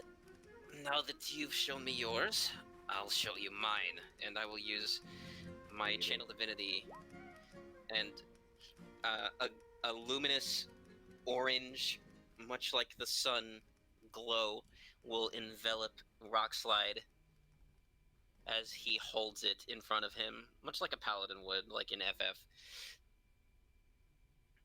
And he's going to come a bit closer to him. All right. Shit. I fucking don't have anything else I can do. And that will end my turn, I guess. I'm gonna fucking reevaluate my spells later. So he goes ahead, he realizes it's like, oh shit, this is a big attack. And he sort of like backs up for a second, but in his inexperience, he leaves himself open for an attack of opportunity. Go ahead. Alright. So, with the bonus damage from the sacred weapon, I will attack him. All right. Oh my, it's a double natural 1! What Um, the hell, roll 20?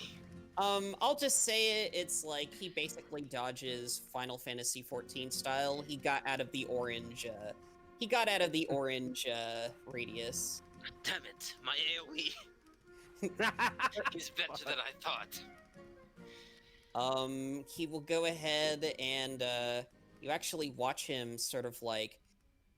You see him conjure fire in his hand again, but it's not like a giant cone. He is going to cast a regular firebolt. But the shockwave of your attack, even though you missed him, sort of like makes his knees wobble a little bit from the ground underneath, radiating. After all, it is called rock slide for a reason. And he does sort of like hit side right. It is now your turn. Okay, how far away did he run from me? About 30 feet. You can catch up to him easily. All right. I'm gonna like run up to him, and in the last few feet, I'm going to slide to a stop in front of him, and I will rake my blade along the ground, creating sparks of light, and I will try to slash at him vertically. That hits. Hey. Alright, so, and I will also be divine smiting that. Oh, alright.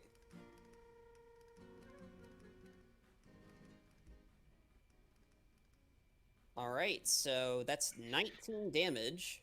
19 damage, yes. Alright, so, how do you want to do this?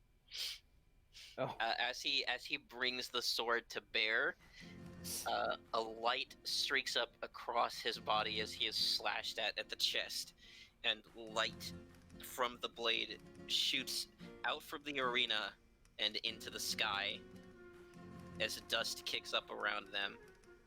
As you're doing this, you watch for a split second as Aspiration tries to quickly sort of like bring up a, sort of just try and bring up some sort of protection spell on him. But it gets about halfway as your sword easily breaks through this magical shell that he would have made. He was attempting to cast shield, but you still beat his AC. Oh boy. And because he managed to get the shield up just in time, you watch as the shockwave sort of like... You watch as the shockwave of your sword hitting the shield sort of like send him back. He actually makes contact with the wall. And at this point, you watch as the local healers under Father Danvers's jurisdiction come in and start healing him. It's very obvious you definitely won the fight. Another one also comes to you to patch up your wounds as well. And you see just Aspiration just sitting there, sort of like wincing, but still looking up to you, sort of like, well, I guess that was your best. And I guess I'm just not there yet. Nonsense. Don't sell yourself short. That was very impressive. You really think so? Of course I do. He looks at his singed fur. Yeah, sorry about that. Ah, don't worry. This is simply what happens in a fight. And he'll hold out his hands to him, as if to shake it. Like, good fight. Eventually he does stand up after he's been healed up enough to shake back.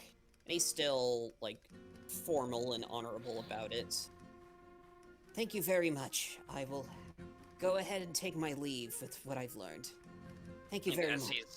As he's shaking the hand, I'm gonna give him some of my lay on hands before I heal myself. While we're shaking hands. Hey. I'm but honored. And he sort of nods and takes his leave. And about 30 seconds after he takes his leave, as you're looking about to go, you can hear the familiar chuckles of a certain Tabaxi from the stands. He goes, "Teh, you totally creamed that twerp."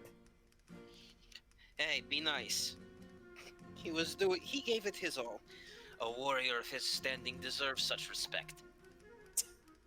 You actually saw her see sort of like go pa in sort of like a disdainful sort of way, and he goes, "You know who that loser is, don't you?" Not at all, but I'm assuming you're going to tell me. Oh, get ready to hear this scandal as she sort of like heads on over to you. That guy Oh, right perfect. there. We can trade scandals. I have a rather juicy one I've been meaning to share with you.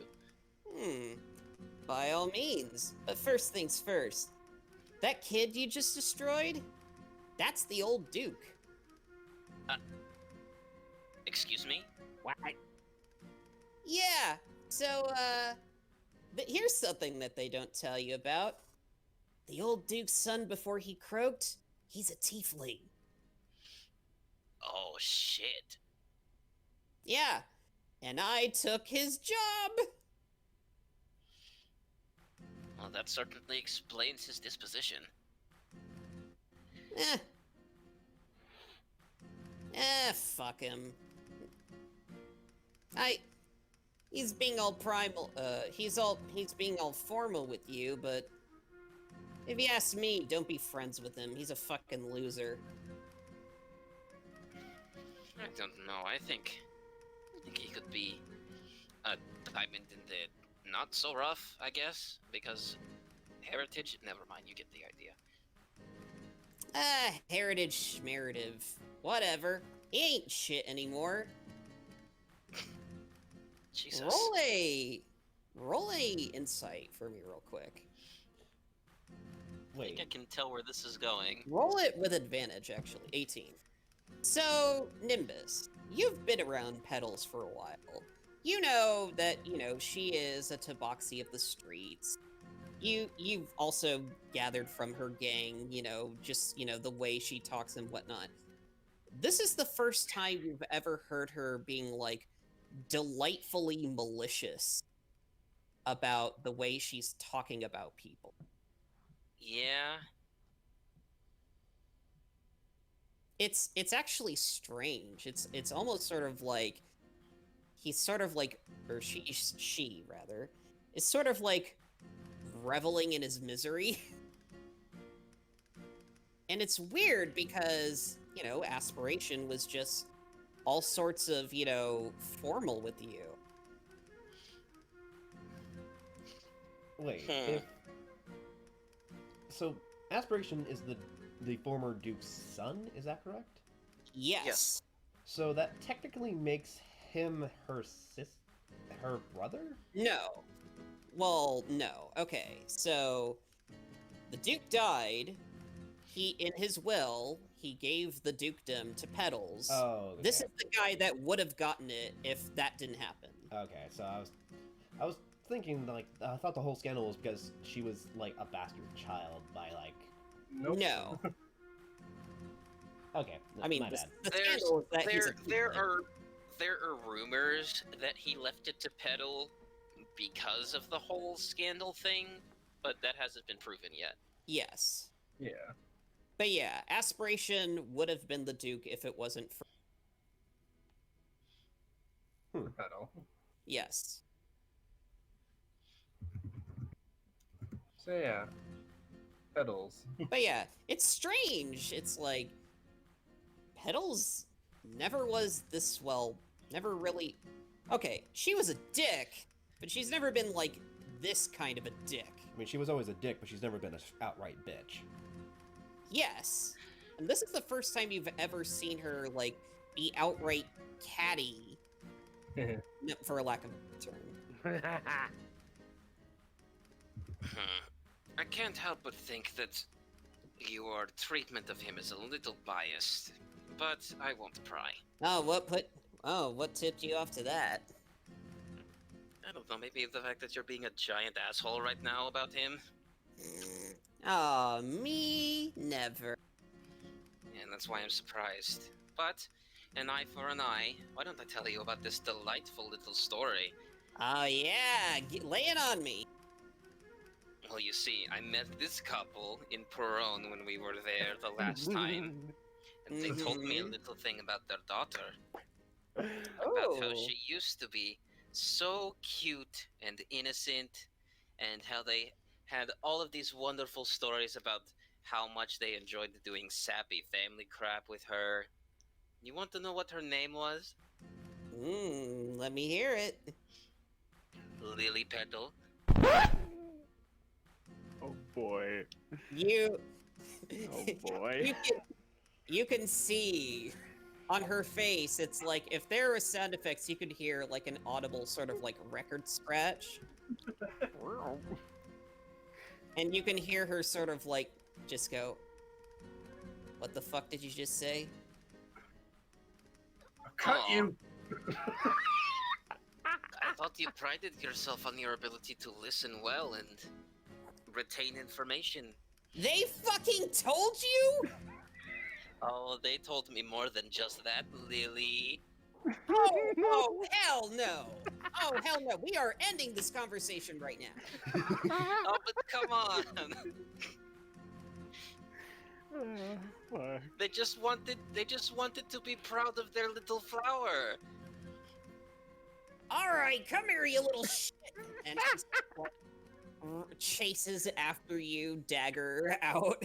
God. Can I make an athletics check to Sure. like hold her head with my hands so she's just out of arm's reach to Sure, actually do go anything? ahead. God. Come on, Just roll a backseat 20. dash.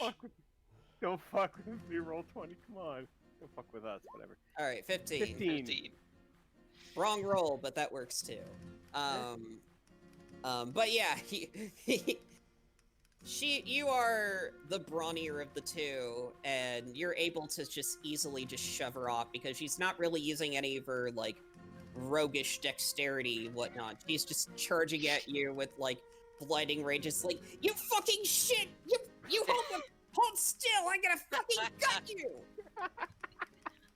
No, that's not very nice. I just thought it was cute. Yeah, well, peace was never an option here.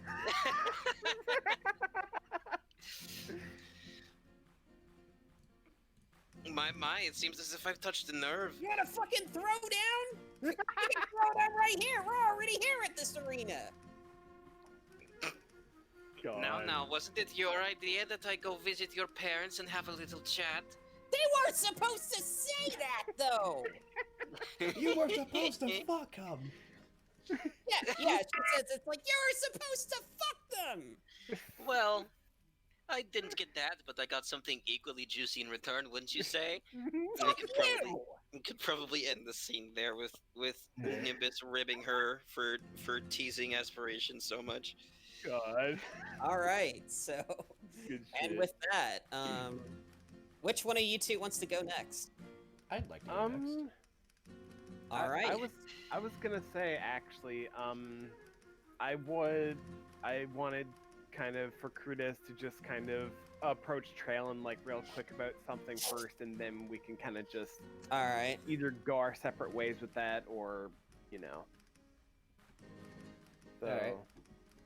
But So Traylon's we'll gotta be just- on the move while you talk, so might as well go Yeah. ahead. Yeah.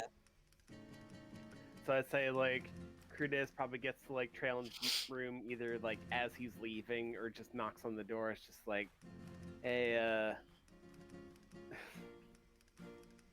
so I've been asked about the whole seagull thing. Can we be buds still? Yeah, sure. Awesome. Oh yeah.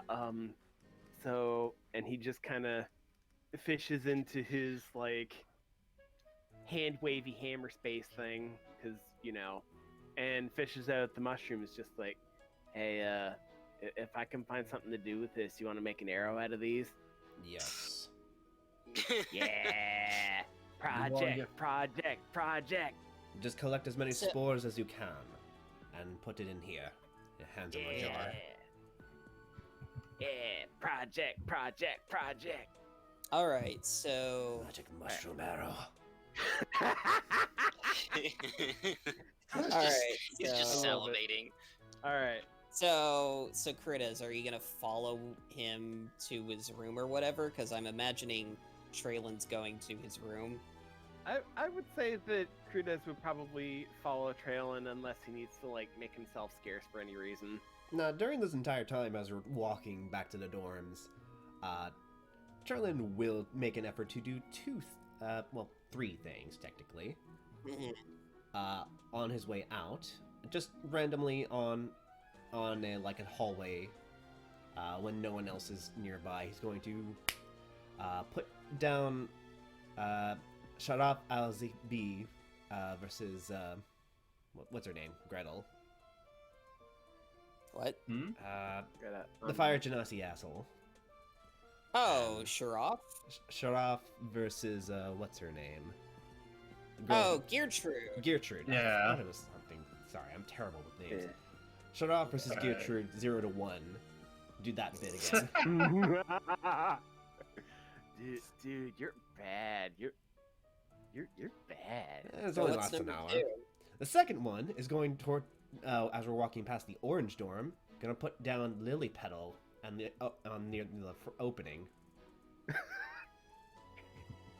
Who else did you tell? She just comes back to the dorm. Yeah, she just comes back to the dorm, and her name's written in very pink and bold letters. She's gonna have so many words for her parents the next time she goes on a mission to Peron. God. They just trank her as she comes to the door. I don't know. I think lily petals are pretty. Alright, They are. so, and number 3. Yeah. And number 3, again, Shut Off versus Gertrude. Just more?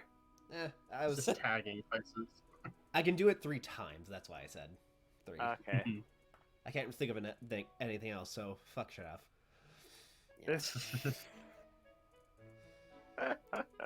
But yes, Traylin's main prerogative is to check on his project, make sure no one fucked with it while he was gone. So, as you come to your door, you actually see a letter underneath, like, the door. It is in the same sort of, like, it looks exactly like the same letter that, like, glitter bombed you. Uh-oh. Death aura. Kuda's just kind of backing away a little bit, just like, okay. Before you go away, Traylin's gonna grab you by the shoulder. But, Do you know Mage Hand? no. Do you? No, I he know doesn't. prestidigitation only. Oh, you're asking? you didn't Yes. ask that. Okay. Okay. And Traylin's like, God damn it. Well, it's going to. I mean- Traylin is going to close the door. Make sure that he's outside of his room before opening up that letter. Alright. I mean, Also, when you look inside your room looks untouched. The trap is still secure. It doesn't seem like anybody, like, tried to mess with it. Like, all the traps that you've set up were, like, not triggered. He's still gonna Oh. do he's still gonna do a routine inspection before anything else. But Yeah, So- you letter can do first. it. You can do it, yeah. So, so real quick, before Traylon opens that letter, Crudez is going to prepare Warding Wind as a held action.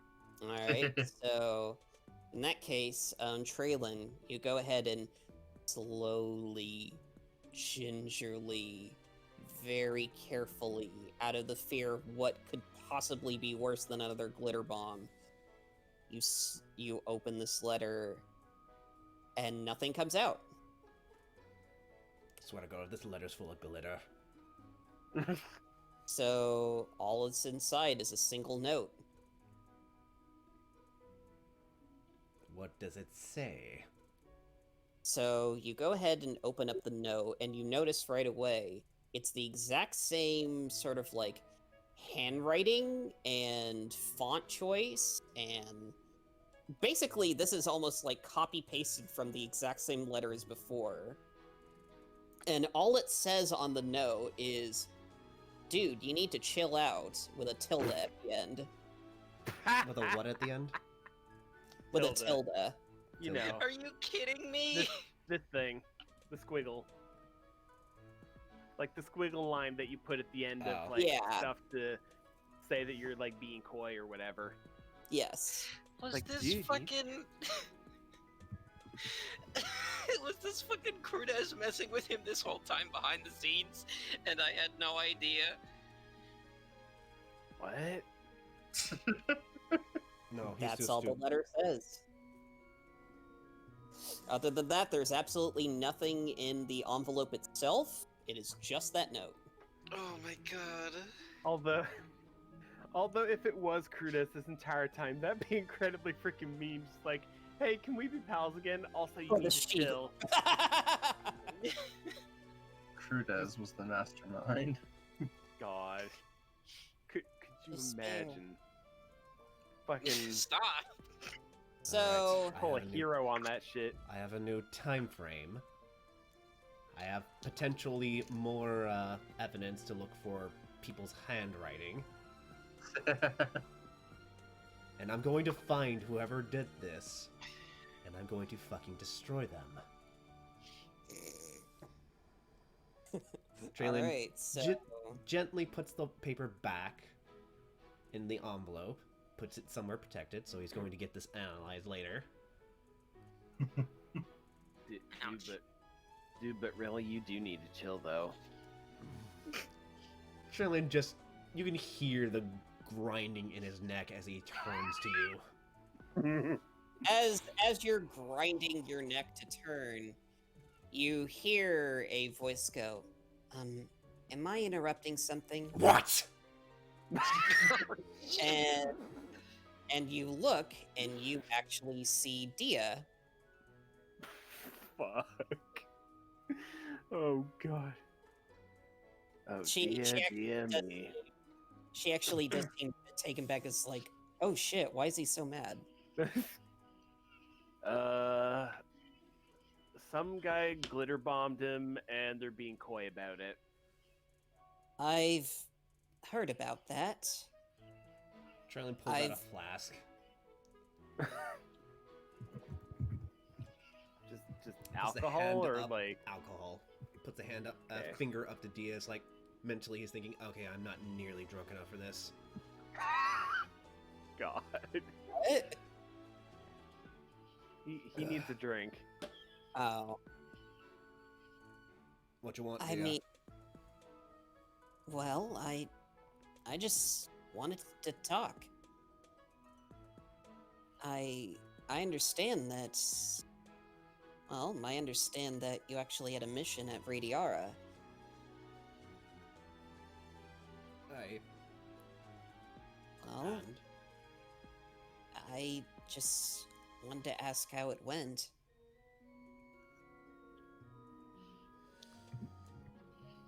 We succeeded in our Actually- mission. Where in Radiara did you go exactly? By the way, I can hear someone's. Yeah, Chris, we can hear you doing something. Huh? I shouldn't be. Okay. Sorry. Well, anyway, Traylon will, for brevity's sake, will inform her of the certain job that was happening.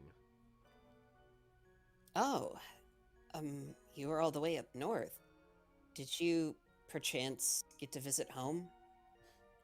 Nah, my home was on the other end of the mountain, so I didn't have the option. I see. How unfortunate. Hold on one sec.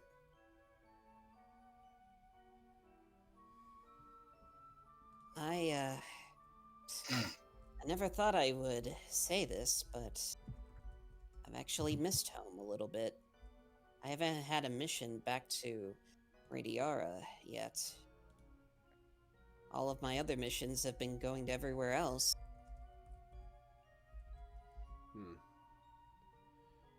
Well, I will say it has been Can't say I share the same mentality. It's been rather nice seeing outside the world. Yeah. Well, you probably have the luxury of not being recognized. I've been identified everywhere I went, but, well, it hasn't. My status as Princess of Radiara hasn't really helped me out anywhere. Have you And tried nowhere. losing the tiara? She sort of, like, looks to the side. Well,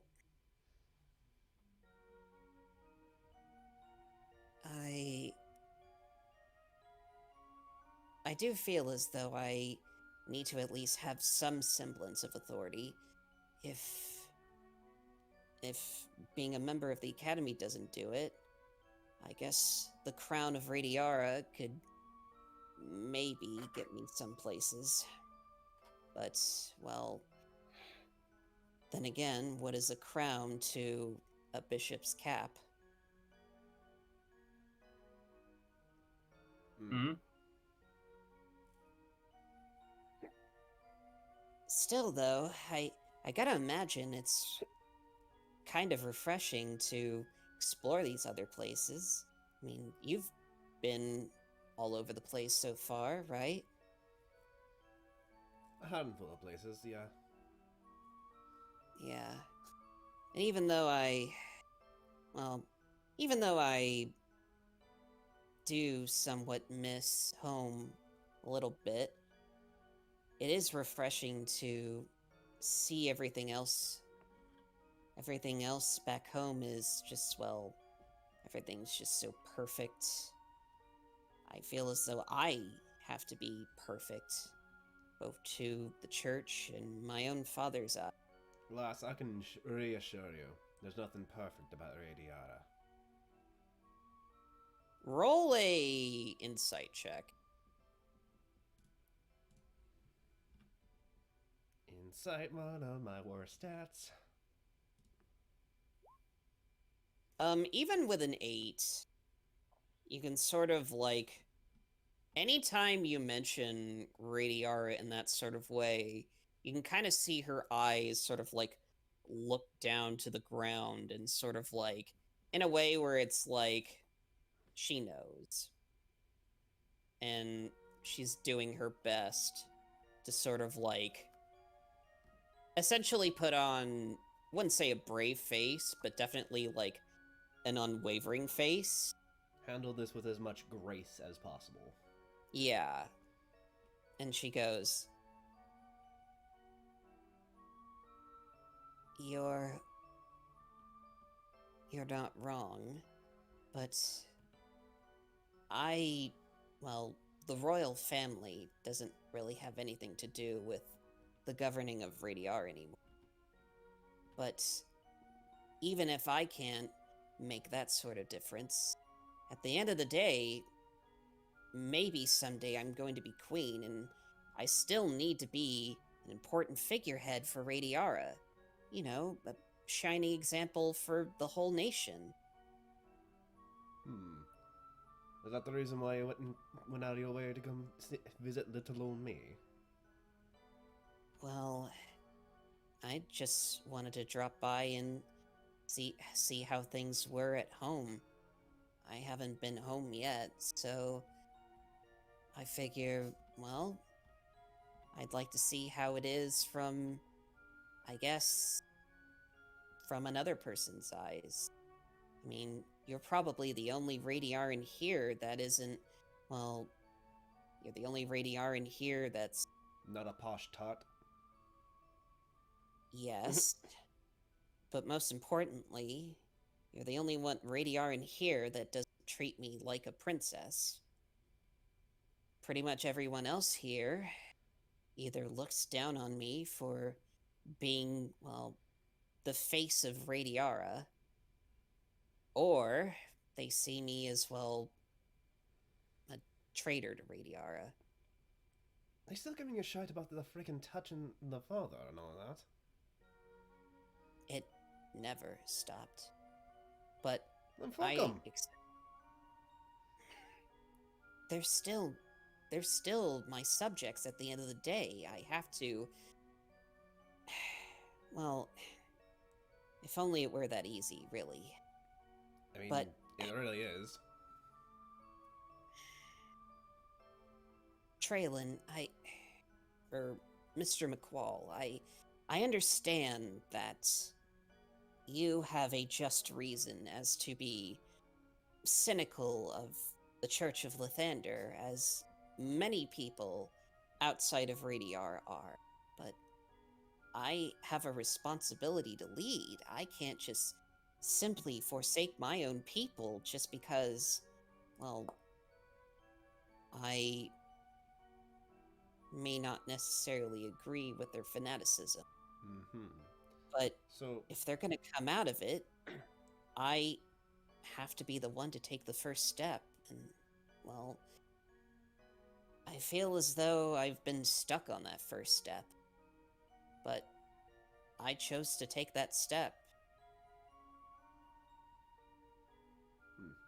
well, I shook Father Danvers's hand, and, well, not a single Radiaran has had the chance to shake mine.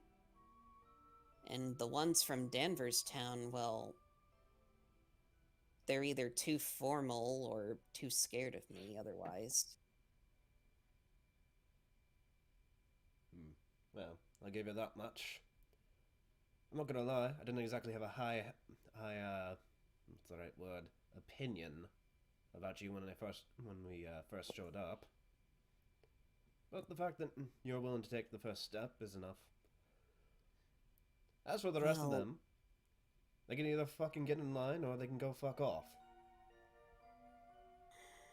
Well, They know exactly what they're doing. They know that what they're doing is unacceptable. What you really need to do, Dia, is tell them that you are not going to put up with that bullshit. You are going to be the motherfucking queen of their goddamn kingdom. They're gonna have Well- to deal. assuming my mother doesn't suddenly birth a son while I'm away. But, I understand where you're coming from. But I'm not even sure if what I did was the right move anymore sometimes. It was. I shook his hand to, well, I wanted to make a statement on day one, and I don't feel as though it's, like, helped me at all. In fact, I think it's hurt me more than anything. Oh, well, it certainly shows you who's actually on your side. Just shows you how powerless the monarchy is and a theocracy. I guess the real question now is you need to ask yourself what you're gonna do about that. I'm not sure yet. But, well, I guess I am glad that at least one person from my own homeland not avoiding me like a plague.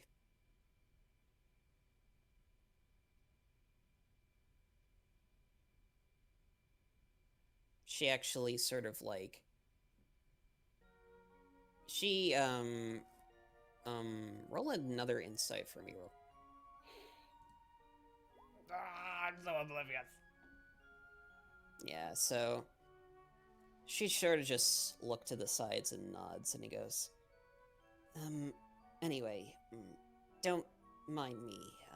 This is your dorm, not mine, so please, if you had any business, don't let me interrupt you. I just wanted to ask how your mission back at home went. Well, if you have any other questions, do feel free to drop by. Really? Alright. I'm not gonna tell you to just hit the road. Well, you wouldn't be the first, but I appreciate it. Unincidentally enough, by chance, a couple of weeks ago, did you happen to find any type of strange gift nearby? No? So nothing that was left outside your door or anything like that? Not really, no. I'm gonna make sure that she's not lying.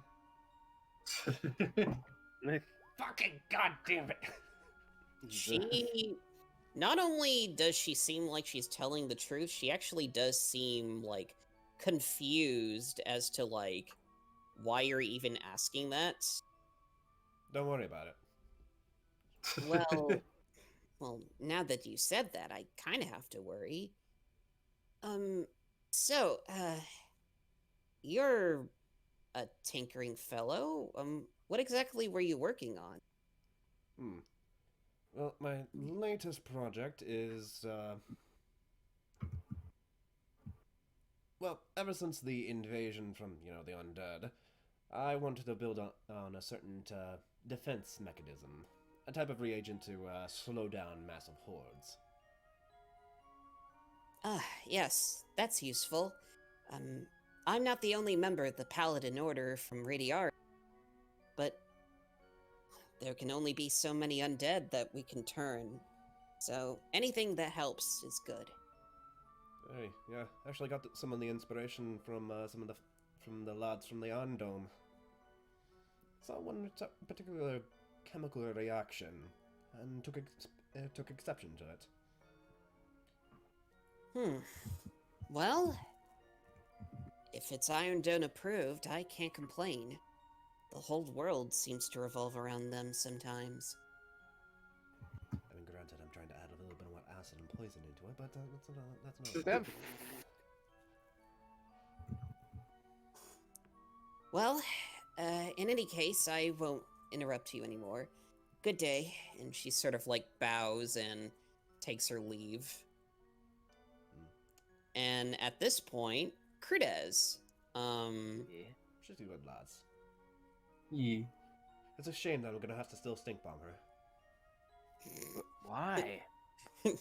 she's a good lass. She's a good lass. I'll make sure she's the last one stink bombed. Exactly. God. I will So, put asthma Crudez, water in there.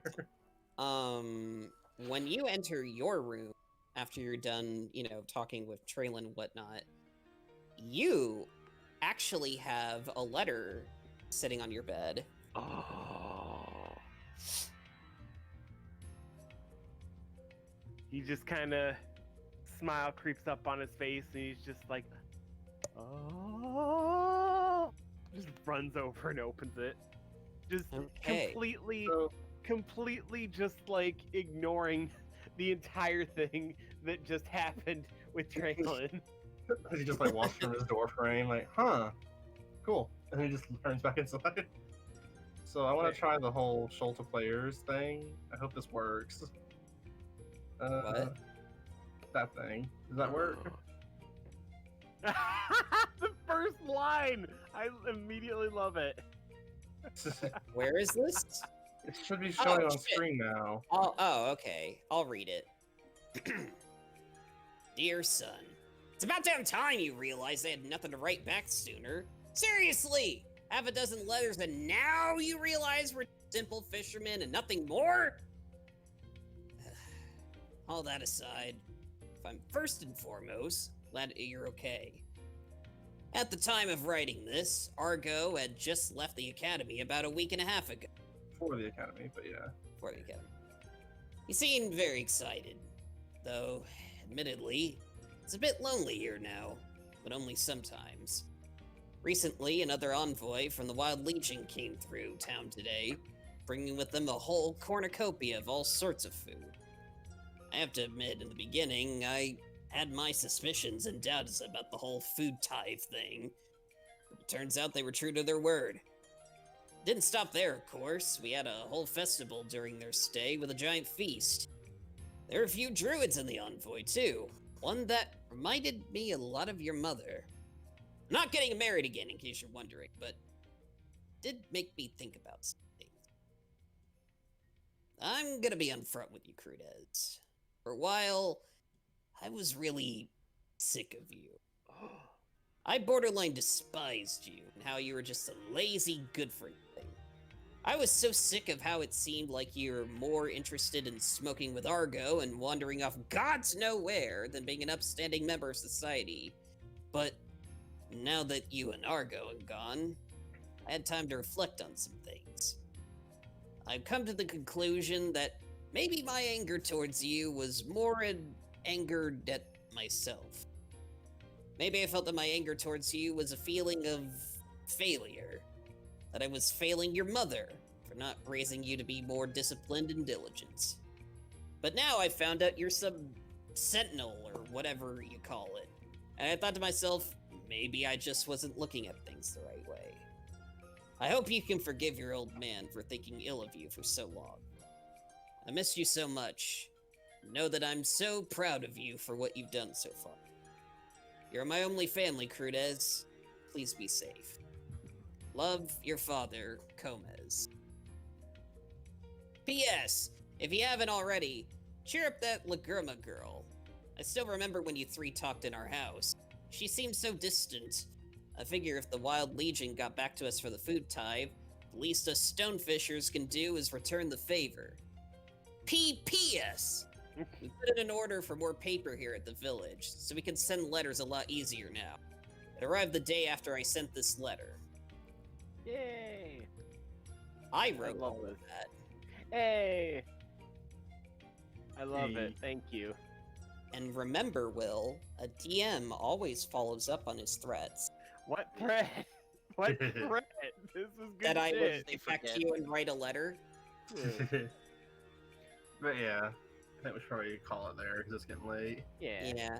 So we'll save the we'll save the meeting for next time. But Yeah. yeah, we will call it here. Yeah. This is nice. So, what'd y'all think? Shit, Project. I didn't realize how late it's been. Yeah. It was fun. I liked it. Train still needs to find the one person responsible and then nuke their home. Yeah, the plot thickens. It just needs to like do like that one website or whatever where like you can just put in the Twitter link and you can not only block the person who posted it, you can block everyone who liked and retweeted it at the same time. Just So before we go, we actually have some new last minute art for you guys. Oh. Okay. Yes. Ooh. So Gray, or Jesse, or whoever, if you would be so kind, please reveal the pictures.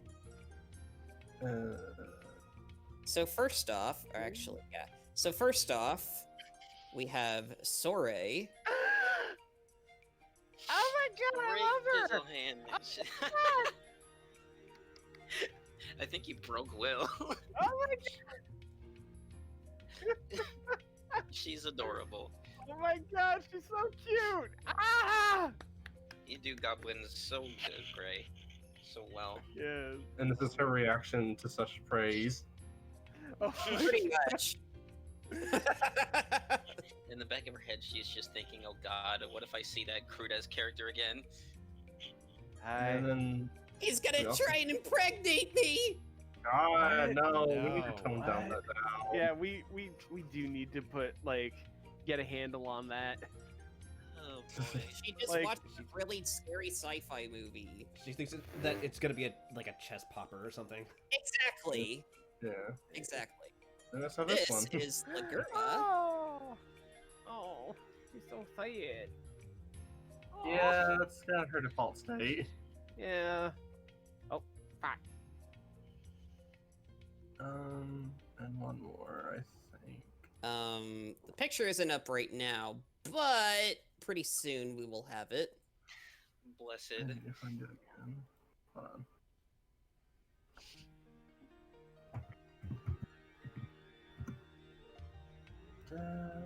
Sorry, technical. In the meantime, gush about the two green girls. Yes. She's got like. She makes me think of like. Moana. Hawaiian vibes. Yeah, I Yeah, was gonna say.